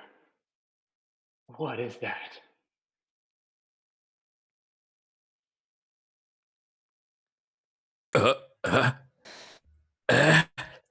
And the eyes are absolutely shaking, for sure. Like,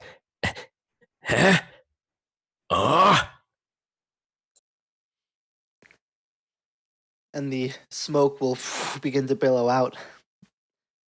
And we'll hear from behind it just the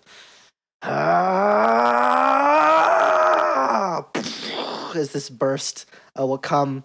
The smoke will clear, and a person will step forward, masked in glowing blue that wreathes off of them, standing up on end. A Saiyan wearing strange green earrings, masked still with red eyes and gray tendrils spreading from their face. We'll look across at the four of you, with the young kid trembling behind the Namekian.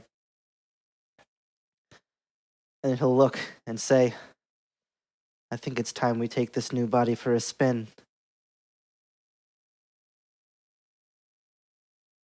I think just in that small power flare that he goes through, Taro's dado pad and Celerax's scouter would be like, and it's like,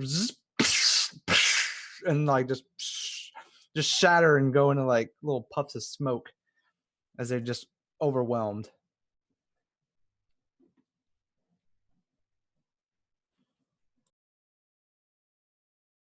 Yeah, and to loot it's just like this. You know, you get like a wave of heat when you have like a wave of anxiety. It's kind of like just this deep sort of feeling in his bones, like feeling the insane ki energy levels coming from this being.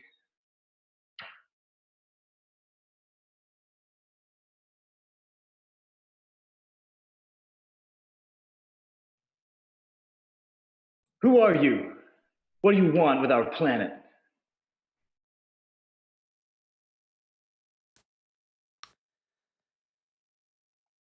It's simple, really. Where I came from, there was so little left. It had been destroyed, which there's not much to rule over when everything is destroyed, so I decided, not unlike your friend there, to take a trip elsewhere. Back to another time. And as the smoke clears, you'll see, Taro, that this ship is a Capsule Corp time machine. Not dissimilar to yours, but clearly far more advanced. Wherever this person, thing has come from, it seems it is even further ahead than you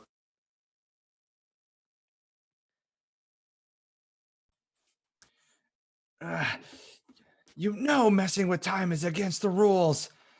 And he like notices just like this a little, as the camera just kind of gleans on the para earrings. Those earrings. What have you done to the Kais?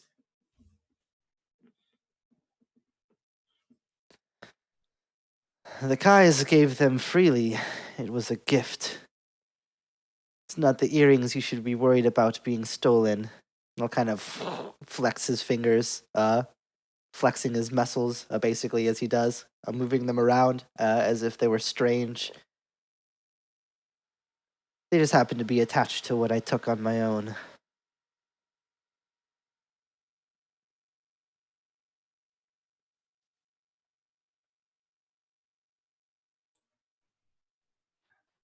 No. No! We won't let you get away with this. It ends here.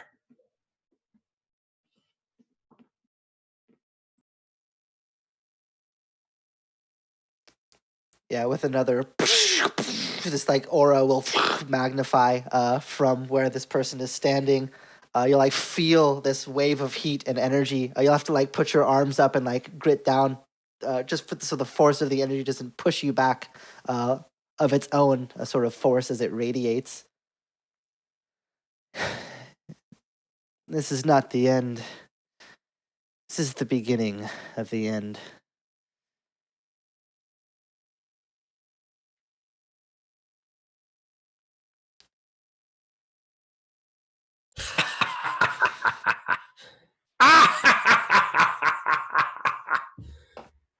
I do not fear this new challenge. Rather, like a true warrior, I will rise to meet it. Strength is the only thing that matters in this world, no matter what time you're from. Now, do you really think you can defeat a Super Saiyan like me? And I want to use Transform to go Super Saiyan. And basically, Celerax is bald on the top of his head, and he has a skullet.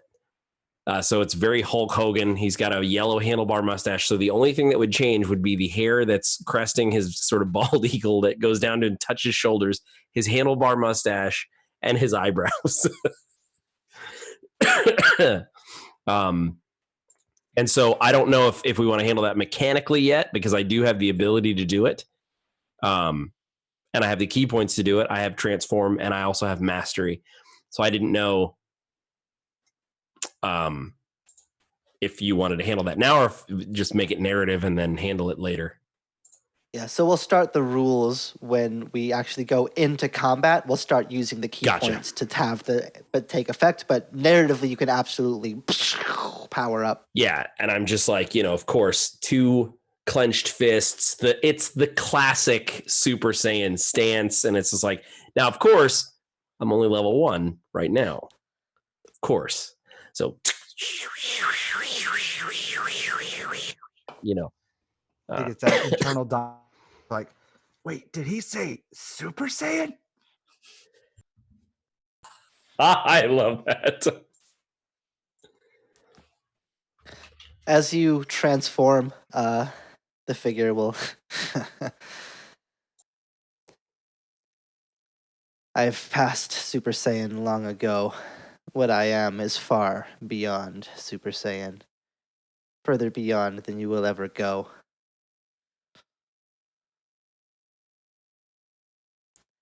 And as his ki will continue to flare up, I imagine there's a moment where like your scouter is just like, and then the glass on it will like, a crack will like go through it as it like maxes out the power. Your scouter will be like unable to read the energy that's coming off.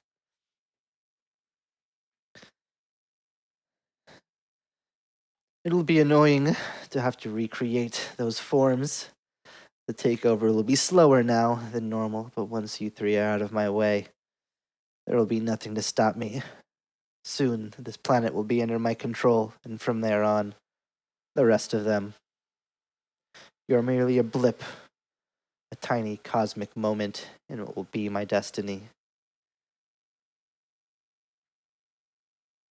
Well, how about you see what this blip can do comes the Namekian's voice as plonk, thunked on the ground. We didn't see on camera him or his clone removing the armor, but the armor's now on the ground and they're just down to the waist, the pants, so that both Lute and his clone look identical again.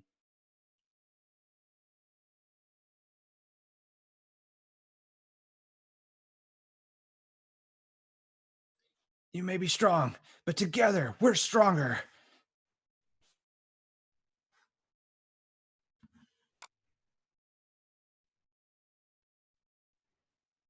Yep, taking off the weighted clothes.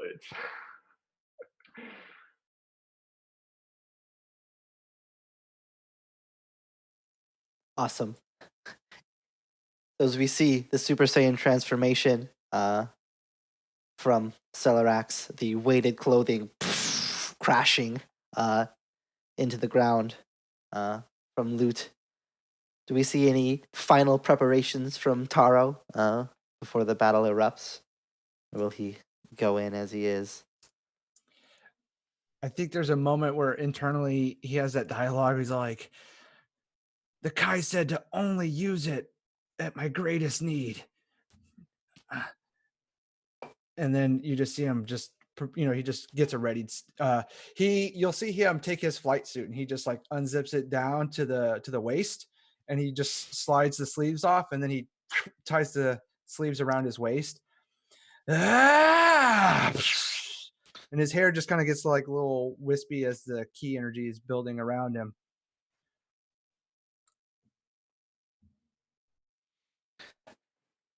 Awesome. We will go ahead then and roll an initiative roll. Your perception dice code.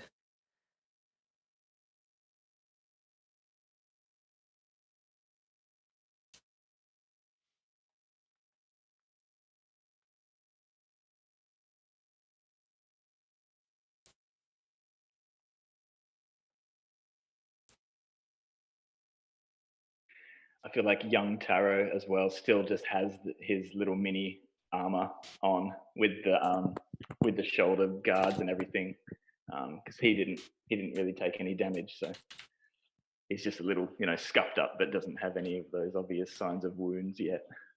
He's got the little dirt hatch marks, That's the ones.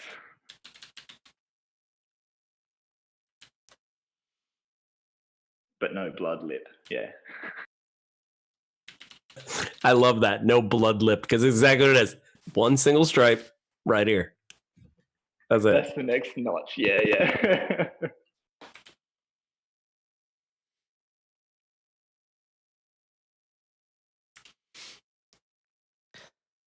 This person will look across to the rest of you.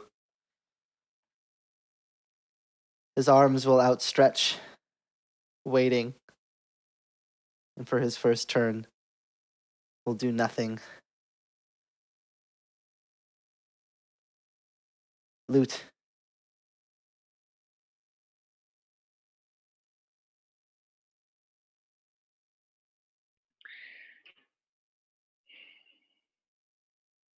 So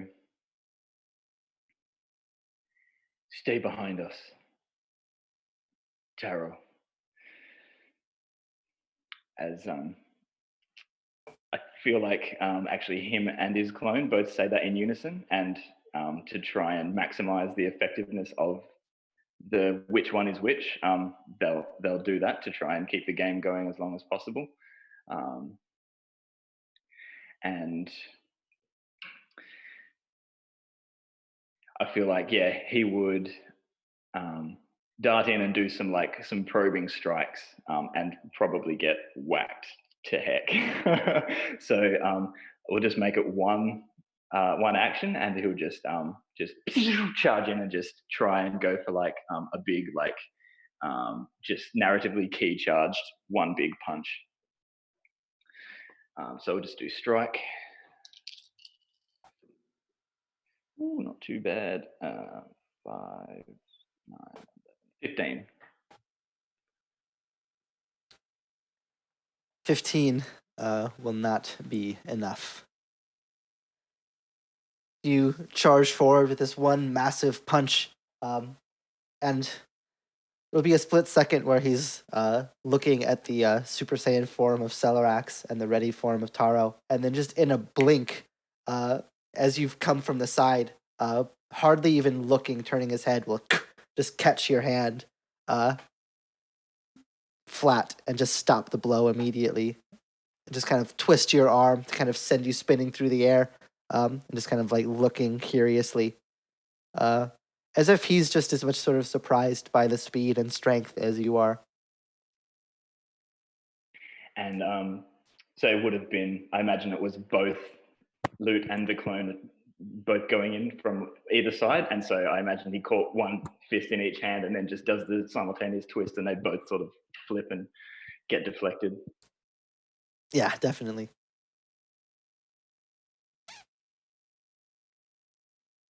All right, Taro. Yeah, that moment where he blocks both attacks, it's like, he blocked both attacks. He barely moved. Such power. And he looks over at Celerax and he's like, a Super Saiyan. Like the legend? This is too much. No, I can't give up. And he just charges as he just streaks across. He's like, you see that where it's like zooming in on the adversary as he's like coming in with a punch. He's trying to hit as hard as he can. Just kind of like testing the waters as far as where the power level is, even though he knows this guy is way beyond him. All right, so I'll do my strike. Should have pre-rolled that. That is going to be... no, that's going to be the same because I rolled a 15. So I think he's coming in, but it's like he's too hesitant. He's not committed to it because he's still just too scared of this power level that's pushing against him. And as he comes in, I imagine probably this creature doesn't even flinch or move. Like he just stands there as it just like stops. Yeah, the punch will hit but not do anything, as it'll just kind of like look similarly. And then there won't be any mechanical effect of this, but he'll just like grab your arm, like push it aside, just like punch you in the stomach, knocking the wind out of you, and just like grabbing at your arm that you used to punch, and just like swinging you, so you go like spinning through the air.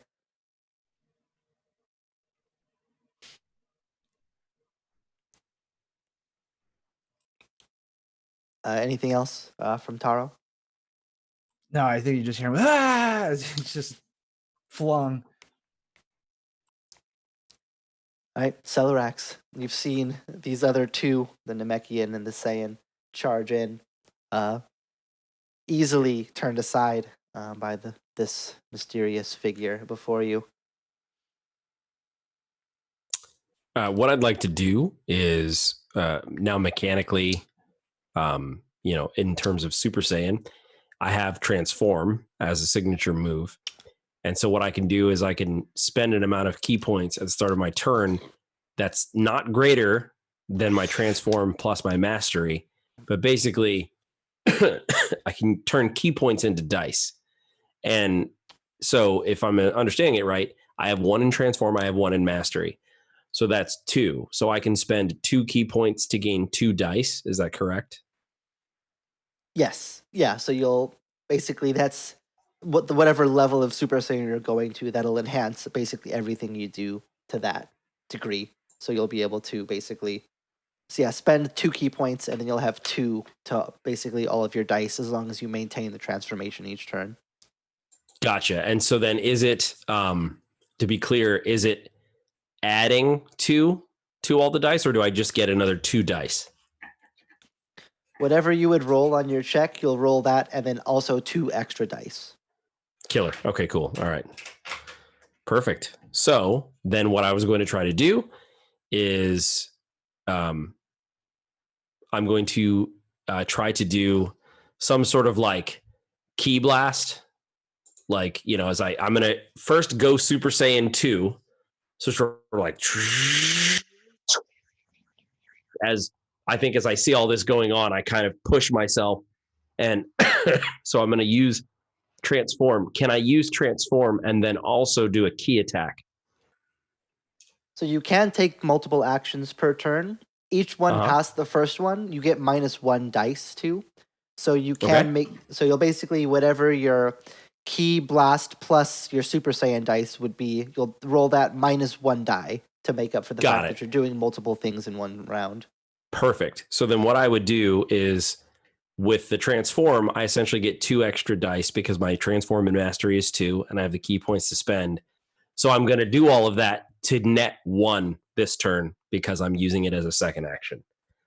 Does that make sense? Yes. So I'm going to go ahead and do that. So it's so my key and my blast, I'm going to try to blast him, is 5. My transform mastery would give me 7, but my second action on the turn drops it down to 6. Yes. Cool. 1, 2, and 3, you do 4, still 5. have your character points and stuff and your special moves that you can, if you want to, you can kind of do all that as the same thing. Sure. So could I I'm just use... kind of giving you the option, yeah. No, that's great. So I actually have 2 character points left based after I built the character. So can I use a character point to add a dice to this? Basically, add it back? Yep. So that gets you back to the 7, yeah. That's perfect. So I'll go ahead and do that. So let me drop this down to 1. I accidentally added a 0 and made it 10. All right. All right. So here we go.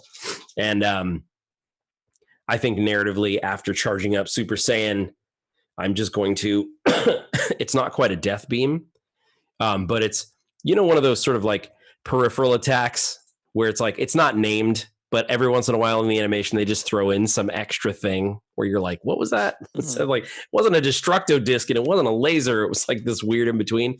That's what this is. Okay. All right. So this is for the attack.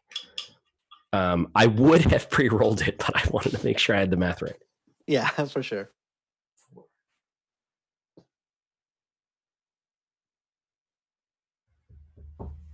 $25 to hit. And then that'll be able to connect. All right, killer. And then for in terms of damage for a key blast, how do I? It's just the same key blast dice. So you'd roll whatever you rolled for the 2 hit, you'll roll the same thing for damage. Yeah. Okay. Now I don't get to use the character point on that, correct? So it's -1 die. Basically, the character point is a one-time thing. But you also, because the roll for a second action is only to do the action, so the damage would be the same. You don't beautiful. Get the -1 on the damage. Perfect. So it'd still be the normal roll, yeah. 3, 4, 19 damage. Alrighty, that will be enough to hit him with a stun. So it won't basically draw blood, but it will, as this sort of massive blast comes out. I think there's this moment where he's clearly not expecting like a significant blast, and then you power up to Super Saiyan 2, just that 1 degree further than he was ready for. And at the last moment, he'll kind of get that sense of like how high your key has jumped very, very quickly. And he'll like go from that smirking sort of standing, like open stance, like, yeah, hit me with your best shots. So like, oh, I actually have to block this. And like bring up his arms to guard. And the blast will like send him like skidding against the ground as he'll like be pushed back a good, 15, 20 feet as this blast will blast. And as the dust will clear, he'll have arms up sort of in a grounded stance, mildly surprised at the fact that you've like forced him to move.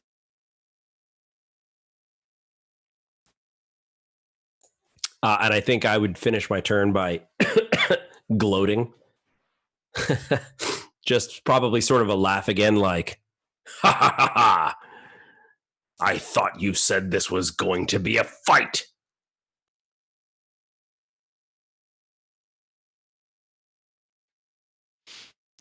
Yeah, the person will just begin laughing, this like sinister laugh, as from their arm will like suddenly, as the burst will charge forward,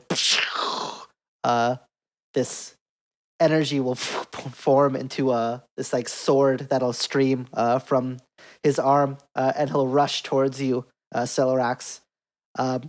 Charging forward, you'll bring your arms up to block before like be behind you, swinging down, and try to cut at you with this spirit blade. Yikes. So that's would that be a reflect since it's a spirit blade? Yes, since it is So I'm a 13 okay, for reflect. It'll definitely hit. Hey, all right, hey. Alrighty. So one of the things about a spirit blade is it's similar to Destructo Disc in the sense that you cannot. It's too sharp to guard. So this will basically your guard will not be able to soak the damage. Oh, so it's just basically straight damage. Yes. Oh, sick. That's good. That's good game design.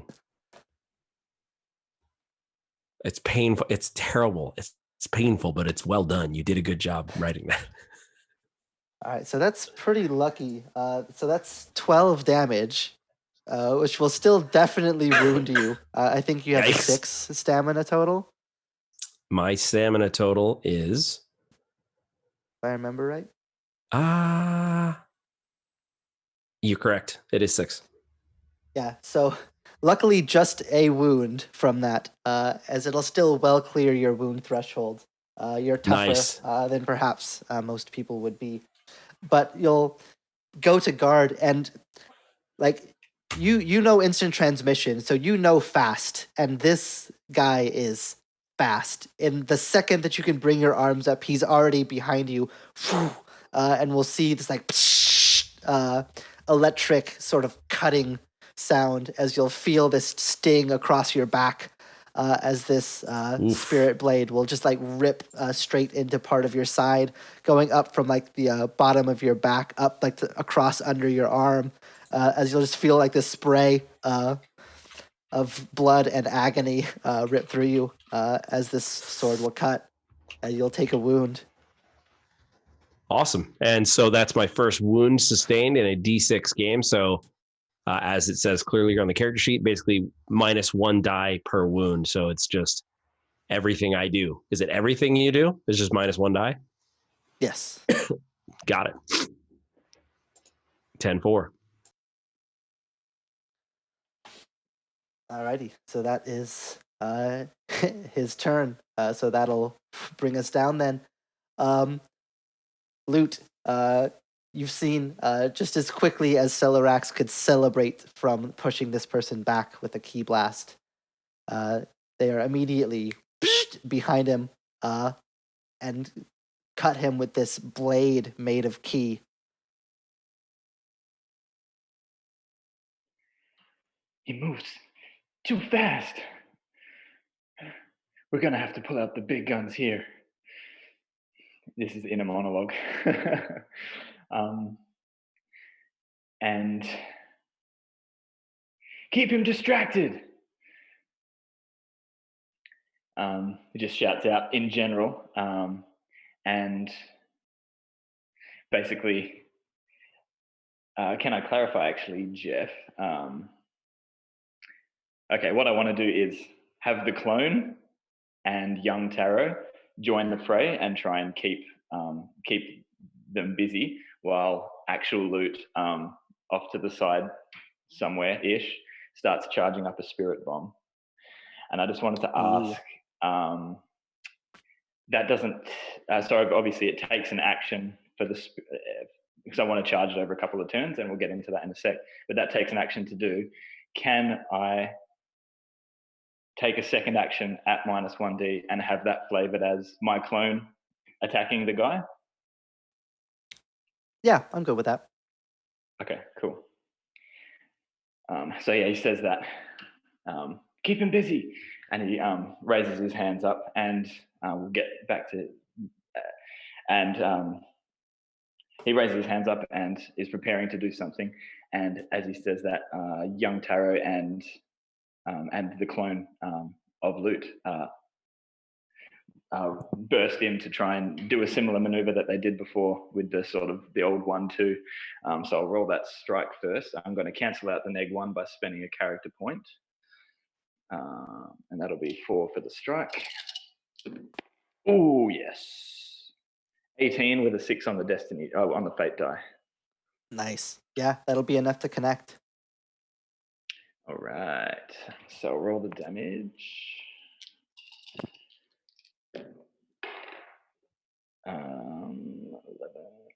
14 damage. All right, so that will not be enough, unfortunately, to make it past the guard. So you will connect, but you will not deal a wound. Can I have my 6 on the fate die as an extra damage die again and see if that bumps it up? Since narrative-wise, it's the clone and young Taro in there. Sure, Or yeah, do you I'm want good with that. Yeah, cool. Give it a go. An extra 1. Yeah, unfortunately, not quite enough. Yeah, with that extra. Yeah, so it's a valiant attempt. As there's now this like cloud of Saiyans and Namekian clone, just piled around. In the brief moment where he's recovering from the sword swing has just cleaved through Ceralax, there's now suddenly this flurry of blows around him, which will force him to kind of guard suddenly, trying to deflect. But then he's able to sort of get around so that he can use the sword to basically keep distance from Lute's clone and young Taro. Is not able to get enough hits in to wound him before he'll be able to sort of fend off and regather. And he's still swinging this like energy blade as well, right? Yes. Yeah. Yeah. So that would definitely be a factor in the way that they're approaching and having to hold back to not get their heads chopped off. Cool. So, and meanwhile, actual Loot is standing back there with his arms raised, and so all he shouted out was, "Keep him busy." And he doesn't say, "Lend me your energy," but you all feel like this kind of request, like this spiritual pulling, like asking for your permission to sort of take some of your energy. So you and any allies can spend 1 key point. So I'm going to spend 1. You guys can each spend 1 too, and let me know if you do. You can take an extra one from young Taro as well. Ooh, excellent. Okay. And I am going to charge it, so we'll do that at the start of my next turn. Anyone can contribute another point, repeating this until I decide to unleash it.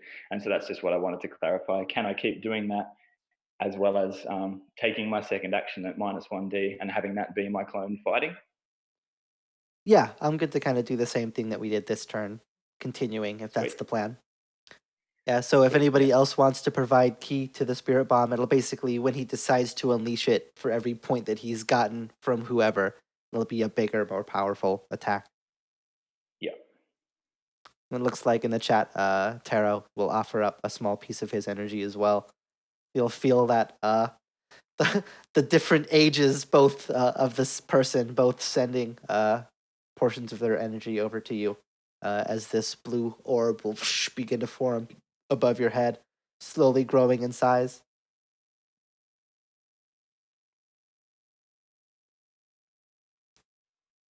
And that'll be me.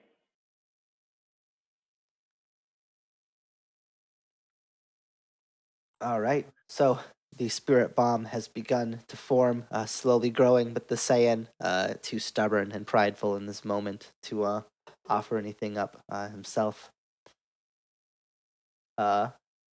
In the meantime, as he is not giving up any of his energy, we'll see what he decides to do with it. It's your turn. I think it's my turn. Yeah. It is. My bad. Yeah. Yeah. So as the Loot is charging the spirit bomb, the clone jumping into action. Taro, you've now seen just chaos unfold in front of you, as one ally is cut quite badly, the other charging up an attack. Yeah.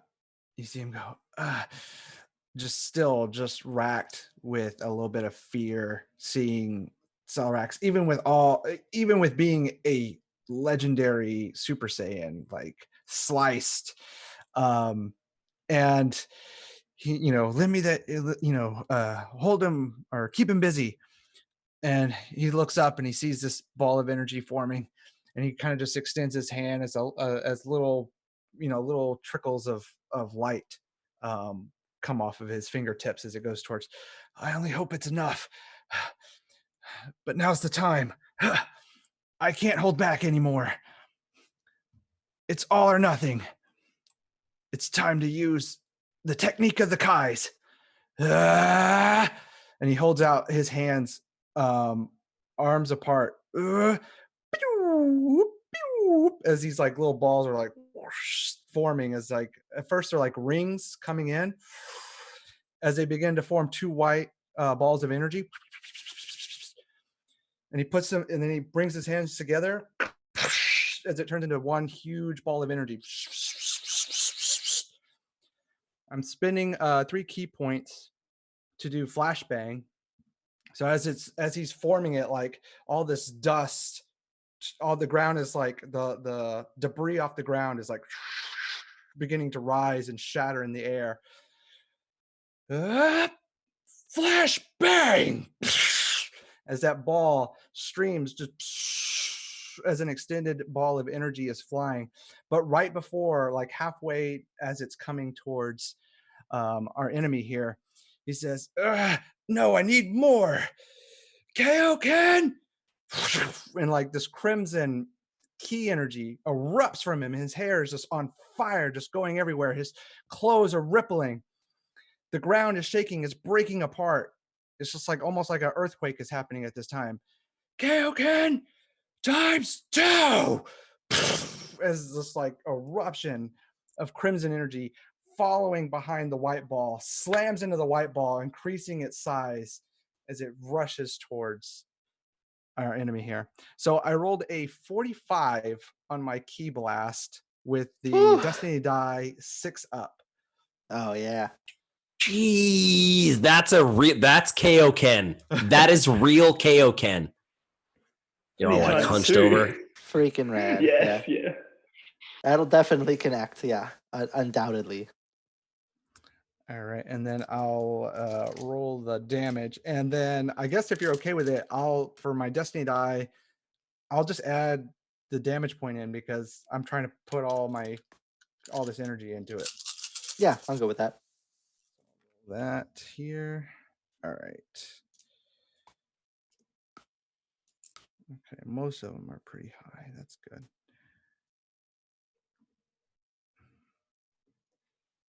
Okay. 10, 20, 30, 40. All right, that's a 48. Whew. Yeah, that'll definitely be able to wound him significantly, actually.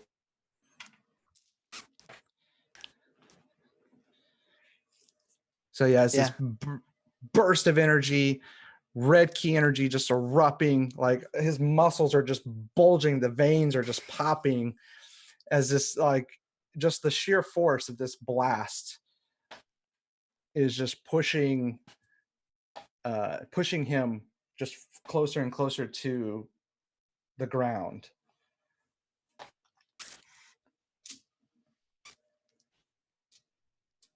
Yeah, as this massive ki blast will envelop as it like explodes, erupting in size, completely masking the enemy from view, as the others, I imagine, will have to bring your hands up, crossed over your eyes to protect from the insane blinding flash of this attack. As it then begins to fade, we'll see a huge crater in the ground where this person is like now skid down into the earth as this explosion is then racked across him. Breathing heavily from this blast, you can see scuff marks across different parts of the clothes, rips, of course, in parts of the gi, as he'll look in surprise, and almost indignant surprise, that he's been like not just moved to put in effort, but actually has taken damage. Yeah, and Taro, that crimson key dies down as he floats back down to the ground. As he does, he like takes a knee. Like the sweat on his body is like turning into steam instantly. It's just like burning off of him. I'm spent. As I from the Kaioken, since I went Kaioken ×2, I take 2 wounds as my body is just racked with overextending itself by increasing my power level so greatly in such a short amount of time.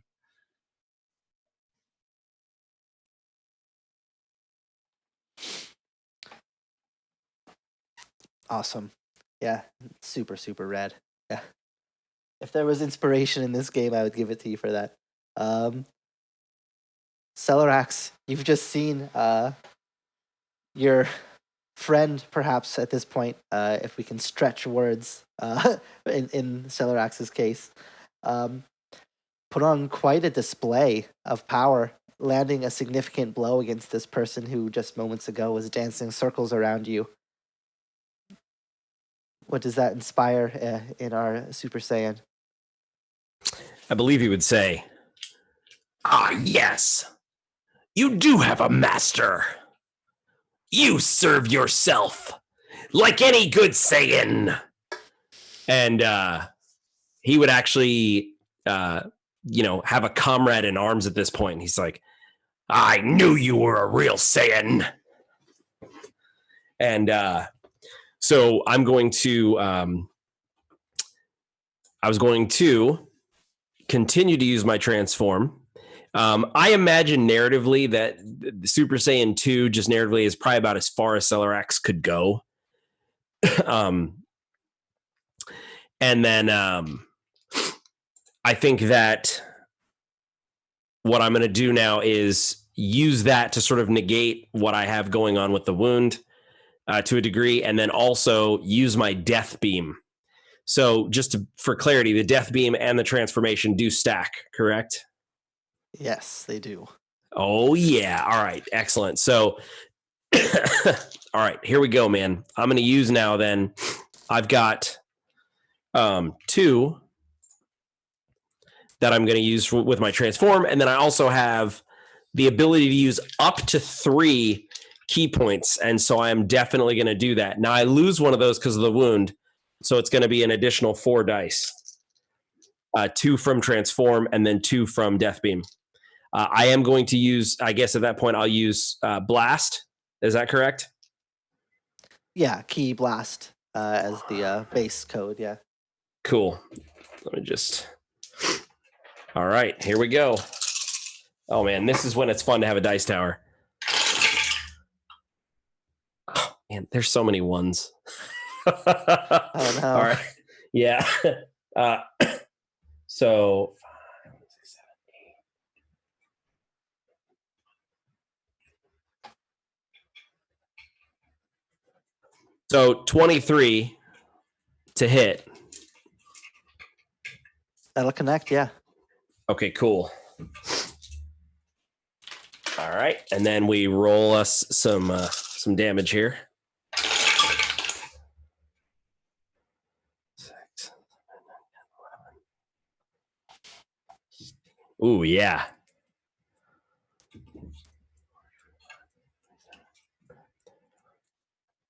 $35. Woo.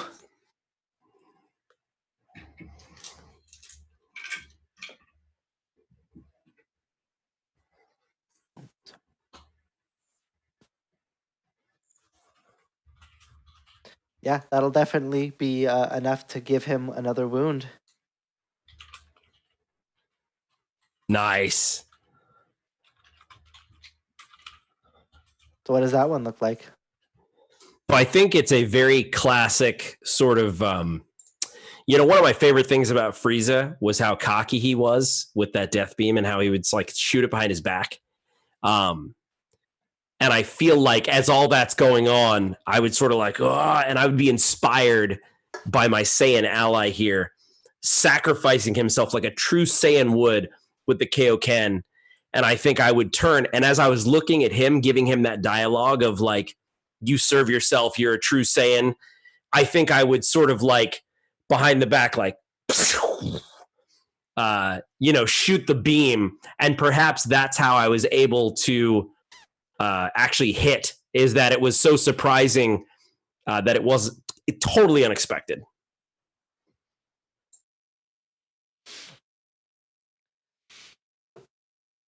Yeah, and the beam will strike true, hitting similarly with similar force as Taro's blast, striking true, pushing this person back even further. We can see the wounds continuing to rack up, and there's out of initiative order. If any of you want to give me a sense check.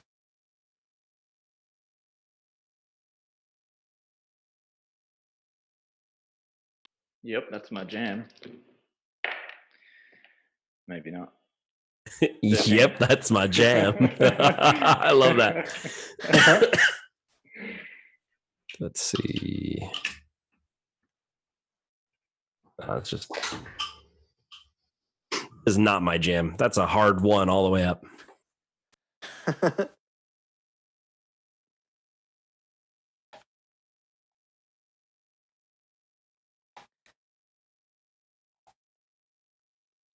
All right, and Taro, did you want to roll for that?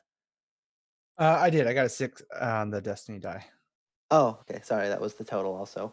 Yeah. So yeah, it would be, I think Loot primarily would be the one to kind of get a sense of this, but Taro, to some extent, you would as well. As you're kind of watching this person fight now, you get almost the sense of like if you gave a 16-year-old fresh with a driver's license, like a Lamborghini in a school zone. Like this person clearly has like this insane level of like prowess, but there's also clearly a sense of not knowing how to use it. And you imagine if you were fighting this person like at full strength and full capacity, that it would be a stomp, but that at present that you're actually gaining ground, that they don't know how to wield this power that they have to the fullest extent. Though they are slowly learning, as any insane bodies do, as the fight goes, becoming more powerful with each little bit of practice.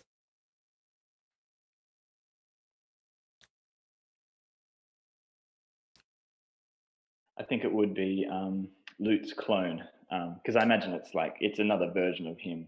It's not like this mindless clone. So while Loot is back there charging the bomb, clone Loot.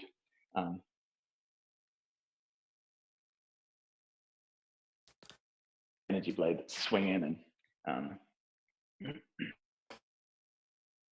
I'm not cutting out again, am I? You did for a second. Just for a half second, but it was pretty. Yeah. You can still hear you. Yeah, you're still here. Okay, cool. Sorry if it does cut out again. Yeah, you'd say, I think because him, young Taro, and Taro are all in there, right? Like sort of hand to hand. They're all in the melee. So I think he would sense this and say to Taro,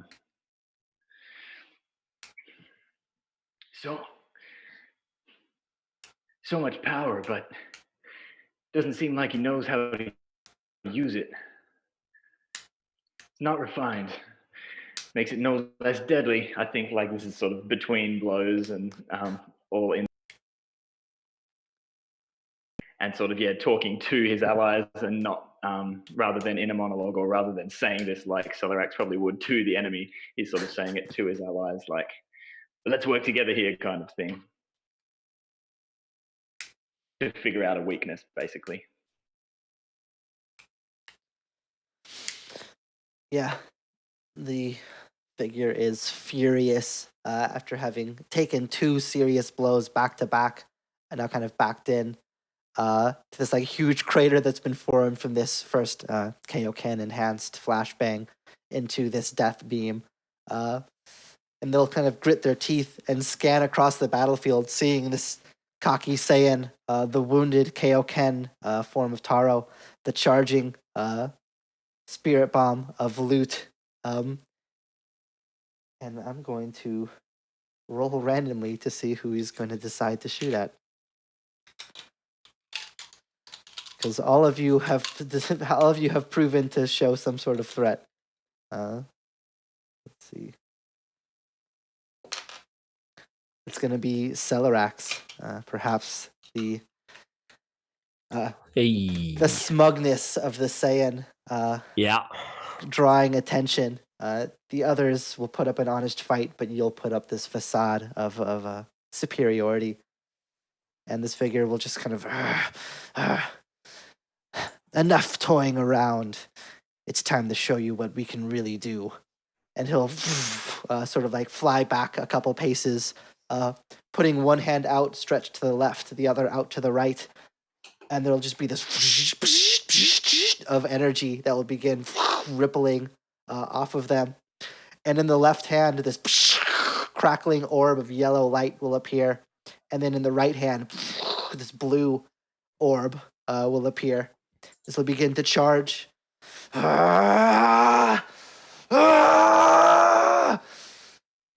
Final Kamehameha! And I'll put both hands as Vegeta's final flash and Goku's Kamehameha will corkscrew together in a final attack, which will roar towards you, Celerax. Oh boy. Oh boy.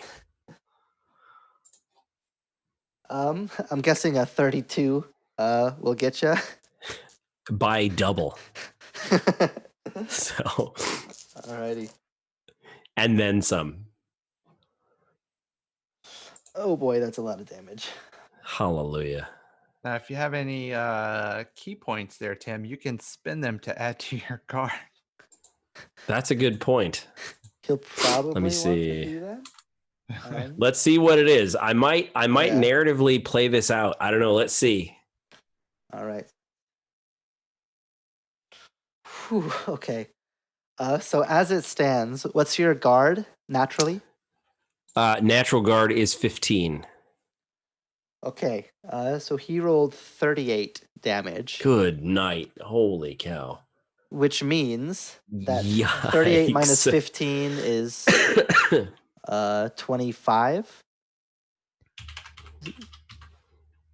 So just 23. So you, right? 30. Yes, sorry, yeah, 23. So just so you are aware, once damage gets past certain multipliers, it does extra things. Okay. So if it just passes your stamina, then you take a wound. If it goes to 3 times your stamina, you fall unconscious. And if it goes to 6 times your stamina, you die. Yikes. So right now, 23 over your 6 would knock you unconscious.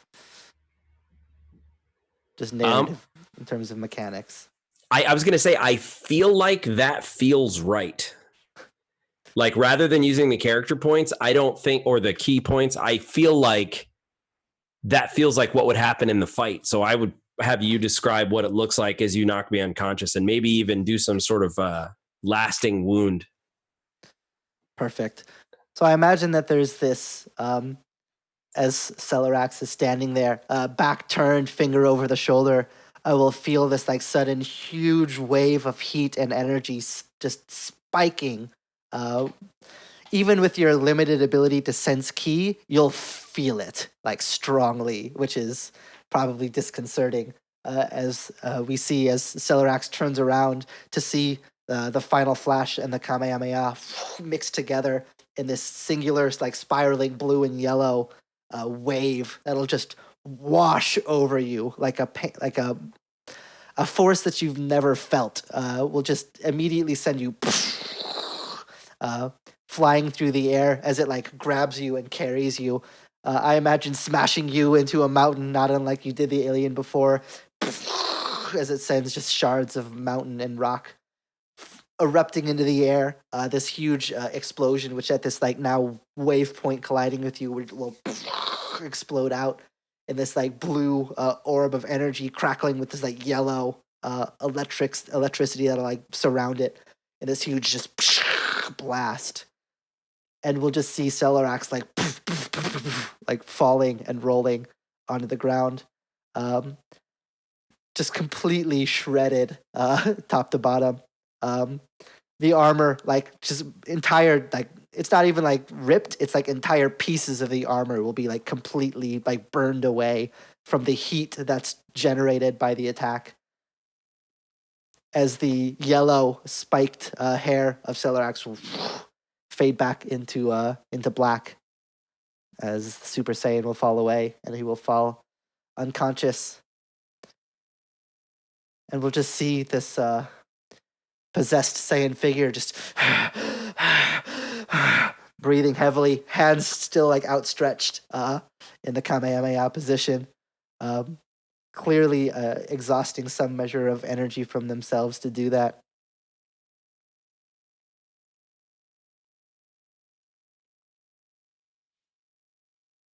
That was amazing. And as we now see this like entire line crater across from where Celerax was, like all the way from where this person is up to the mountain, just dug through the ground from this blast, where now Celerax lays. We like follow that trench back to where this possessed figure stands, breathing heavily, clearly wounded themselves. But that is their action for their turn, using their grand finisher there, as we will move back to loot. We have a close-up of actual loot, charging the spirit bomb with the eye twitch, like, no, Celerax. He sees him as like a friend, basically. Like a friendly rivalry, and he sees him. I consider you one of my best friends, kind of thing. But he's like, I don't want to be cut over to the other allies and the clone of Loot and young Taro. Hope I'm not cutting out again. The clone of Loot lets out a big no, and it just unleashes, just without thinking, like one of those blasts from out in front of him. So I'll roll that up. Alrighty. And to counteract the -1, I'm going to spend a character point as well. Sorry, I didn't pre-roll because obviously I've got the spirit bomb thing going on. I don't know the numbers yet. So. All good. Alrighty. So this would be 18 to hit with just a key blast. That will connect. Nice. And let's flavor it as well, that if we can, young Taro. So similarly to how that attack had 2 intertwined beams, this will be maybe young Taro and cloned Loot both screaming in unison and just unleashing blasts that intertwine. If you're happy with that. Oh yes, 18, 21, 26 damage from that blast. All righty. That will be enough to surpass the guard. So that will be another wound on the tally. Excellent. As clearly And, the just expulsion of this massive amount of energy has kind of left him open for a brief moment, unable to like properly control the flow of his ki, having spent so much, will like be too exhausted in that moment to move, as you'll be able to just pummel him with these blasts. Yeah, the camera follows these 2 blasts as they intertwine, and like it's that quick turn and like the quick wide eyes, and then screen just kind of goes white from the flash, and I can see that I'm lagging in the thing. Oh no. We're still getting most of it coming through, okay? Can you hear me? Yeah.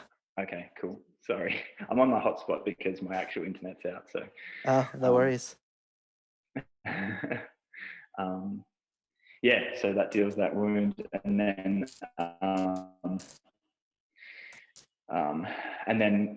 clone Luke would call out, give your energy to the bomb. And if young Taro is able to grant one more, Luke himself will grant another as well. And then up to Taro and up to Jeff whether Celerax can just have one extracted in his unconscious state. Yeah, I would do it at this point if it was possible, but like you say, like if he could take it, from me versus me grant it willingly. So here's what I'll say, just because it's cool, is that Celerax, while you'll mechanically will be unconscious, that there's just that hanging on to the last bit of your, basically you're too broken to move or act, but you can still have that tiny hazy blur in and out sort of focus, and you just hear this call out from Loot, give me your energy, give it to the bomb. Yeah. I dig that a lot. And I have 2 left. I can give 1, or can I give both? 1 per round, yeah. Got it. So I give 1. So let me change that. Beauty. Yeah, Taro racked. Take the last of my energy. I'll give my last key point. It's our only hope. Amazing. And as these trickles of energy come from these broken warriors and build up into this huge ball of energy that's above Loot nearby, I imagine he's maybe in some kind of in between 2 of those sort of natural pillar sort of formations. He's not standing up on a plateau being a nice easy target. So that I was labeling again. Yeah, so he's kind of in this sort of natural ravine, I suppose. And so, okay, I'm going to unleash it now. I've got 7 points in it.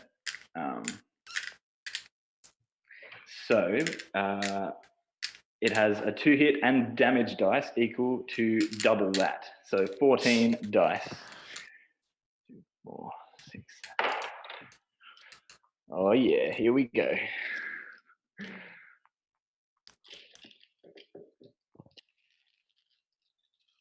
As he unleashes it. All right. Woo! 6, 12, 18,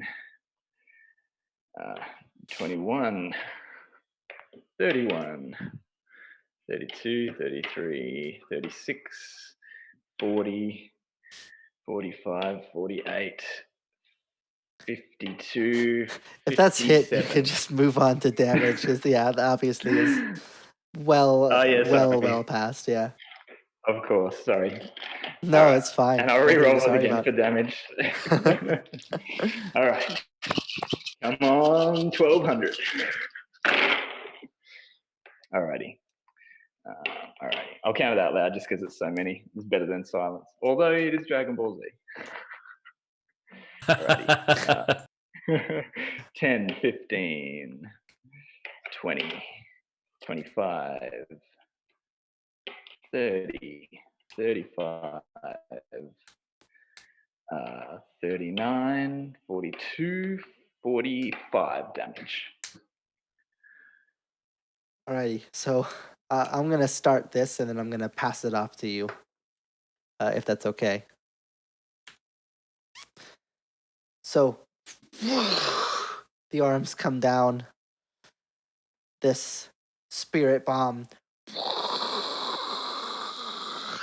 moving so in a way that things only can happen in Dragon Ball Z, where it's somehow the speed of light and also slow motion, before eventually this huge spirit bomb will begin to descend. The possessed figure will look up in surprise, gasping for that moment, anime style. He'll bring up his arms, like the key sword dissipating, to try to fight against the bomb. And for the briefest moment, you think that he might actually stop it as the motion of the bomb begins to slow and slow and slow. Just fighting just to keep this massive energy at bay. And then as it begins to overtake him, it'll just turn into the effort scream will turn into a scream of surprise and pain, of just and we'll see the earrings start to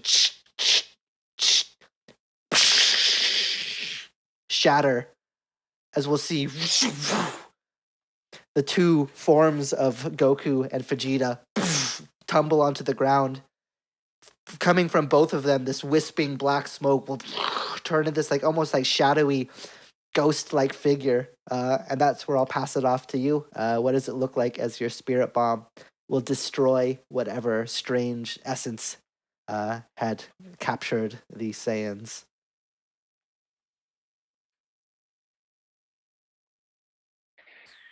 So during its descent, that resistant pushback and cry out was answered by Lute's own as he forced it back down, like pushing it back down. And as it overtakes the figure and the two forms of Goku and Vegeta spill out, and this dark energy is left there. The energy from the spirit bomb becomes being it was on its way down on the point of impact. It was this solid sphere of energy, and sort of when it struck and during the impact, it's going back to its sort of wispy nature as it looks when it's first being formed, and that intertwines with this dark energy and this yin yang kind of wrestling display, like these lights in the sky basically, and that just sort of plays out, and the light energy overtakes it, and the dark energy is consumed by it.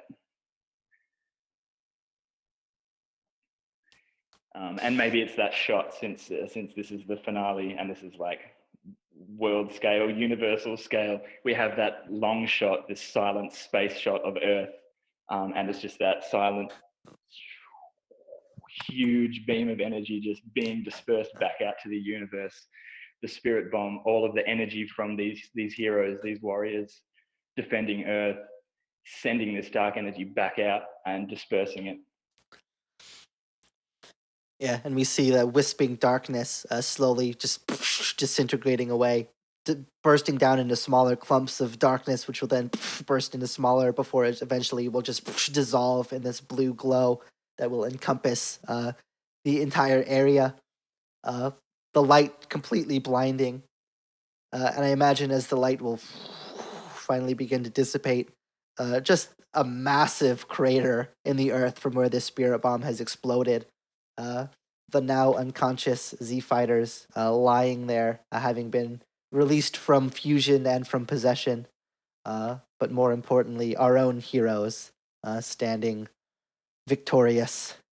Some of them, at least. I imagine it's not long after from the Kaioken that Taro will collapse down as well. Celerax, similarly, as the light of the spirit bomb kind of fades back away. I imagine that's when we start to see like from your first person vision, like the black begin to like come around the edges of your vision before you'll like pass out. As well, Lute there, completely, utterly exhausted, having spent everything, and young Taro as well. Bewildered from the experience. And from there, I think we'll cut away into the future, skipping that sort of awkward middle phase that DBZ always skips, where you go right from the end of the battle to like people being recovered and celebrating like the next day. So we'll kind of have this moment where Taro and Celerax have recovered, probably from sensu beans or some other similar sort of thing, and Lute helping them to heal, I'm sure, as well, with his Namekian powers. And whether it's right now or sometime in the future, if I'd like each of you to kind of give the epilogue scene of how your character has been changed by the experience and how they go back to the life they were in, having surpassed this great universal threat. And we'll go from Lute to Celerax to Taro.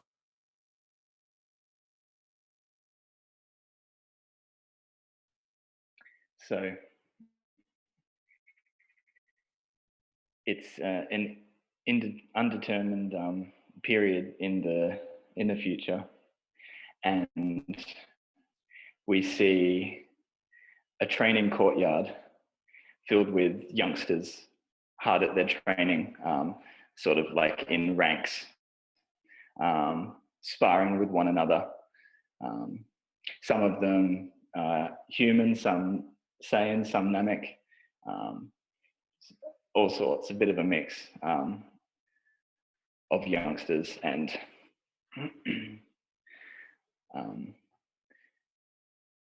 an old Namek man comes out in his gi,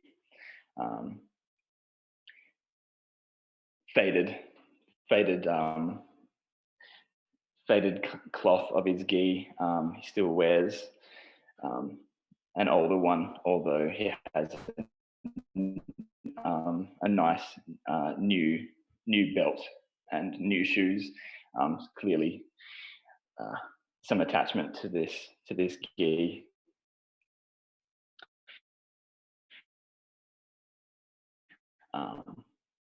And he comes out, and the students all sort of stop and sort of give him their attention. And then their train turns with a warm smile. Very close cropped black hair with one streak of purple in it.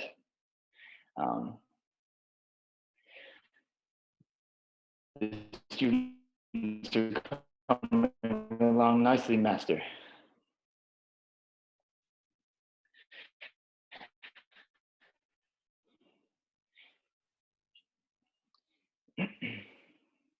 You will be the master soon, says the old Namek. Come, walk with me, sit with me. And they go, and the students are dismissed, and they go with a big statue there of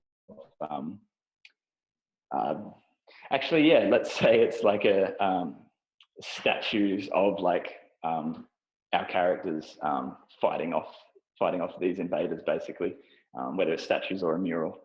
And it's basically this school that Lute and young Taro started up, and that's what happened in this timeline. And the old master hands over the school to the new master.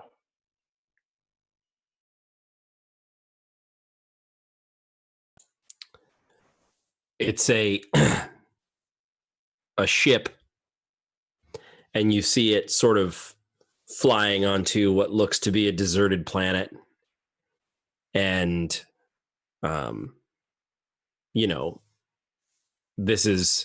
you see Celerax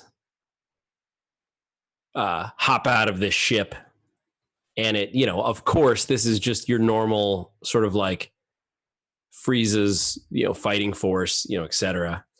And you see he's got, a scout meter, and he's sort of like glancing along the horizon. And in the horizon, you see this sort of strangely colored light. Perhaps it's a ship crashing, perhaps it's something else. But he says, finally, another challenge. And as it pans to the front, he actually has a different logo on his uniform now. So it's the same armor, but he actually is currently he's wearing a Time Patrol logo. And he walks toward the flash of light, and that's where we'll cut for him.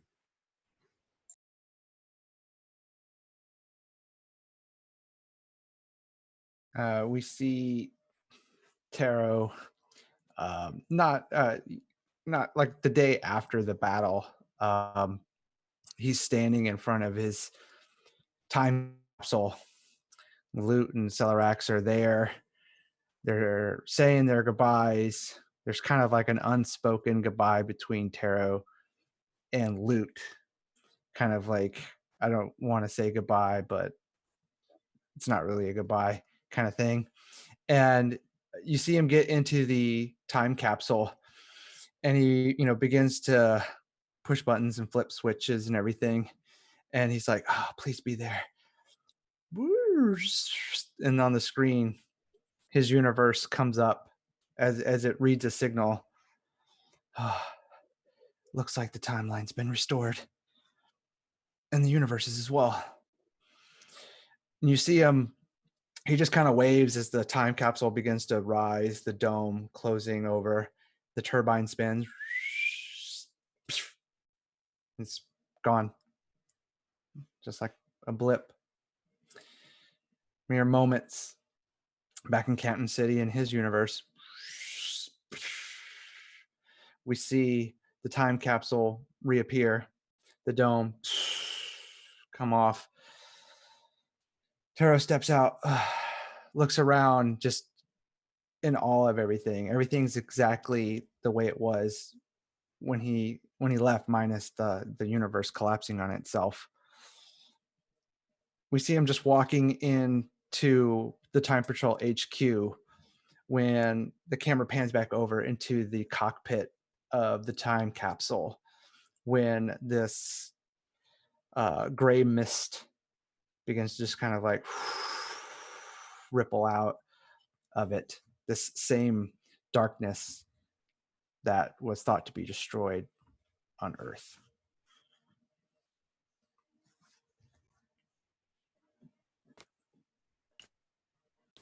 Awesome. You don't mess with time. And that is where we'll go ahead and call the session. Whew. That was a lot of fun, guys. Yeah, I won't keep the stream going too much longer. I know it's getting late, especially for some of us here.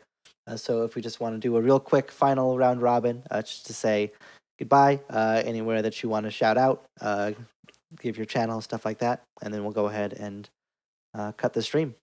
Let's go reverse order. So let's go Alan, Tim, Keel. Absolutely. Man, what can I say? It was awesome. Had a lot of fun. Definitely felt like Dragon Ball Z to me. But had a great time. And I think, the rules are there. I know you're still working on them, Jeff, but I dig it. I think it has a lot of potential there. So definitely would not mind playing DBZ again using this real system. So thanks so much for running it, and had a blast. Oh, thank you.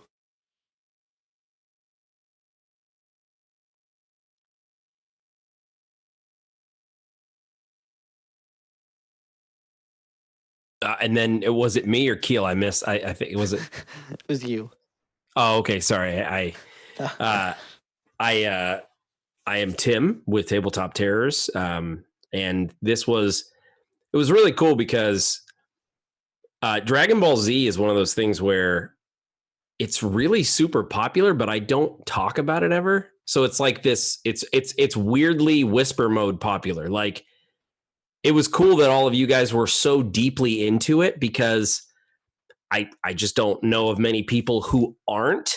Sounds weird, but I also don't see a lot of conversations about Dragon Ball Z. So it was like, this was really neat because like you said, Jeff, or Alan rather, about what the tone of the game was. I was like, holy crap, this feels like I felt when I was watching this on Toonami on Cartoon Network. Like, it just felt really rad. So thank you guys for the game and for taking it so perfectly, not seriously, but taking it, you know what I mean, to heart. And so I really, really enjoyed myself. And Jeff, the rules are fantastic.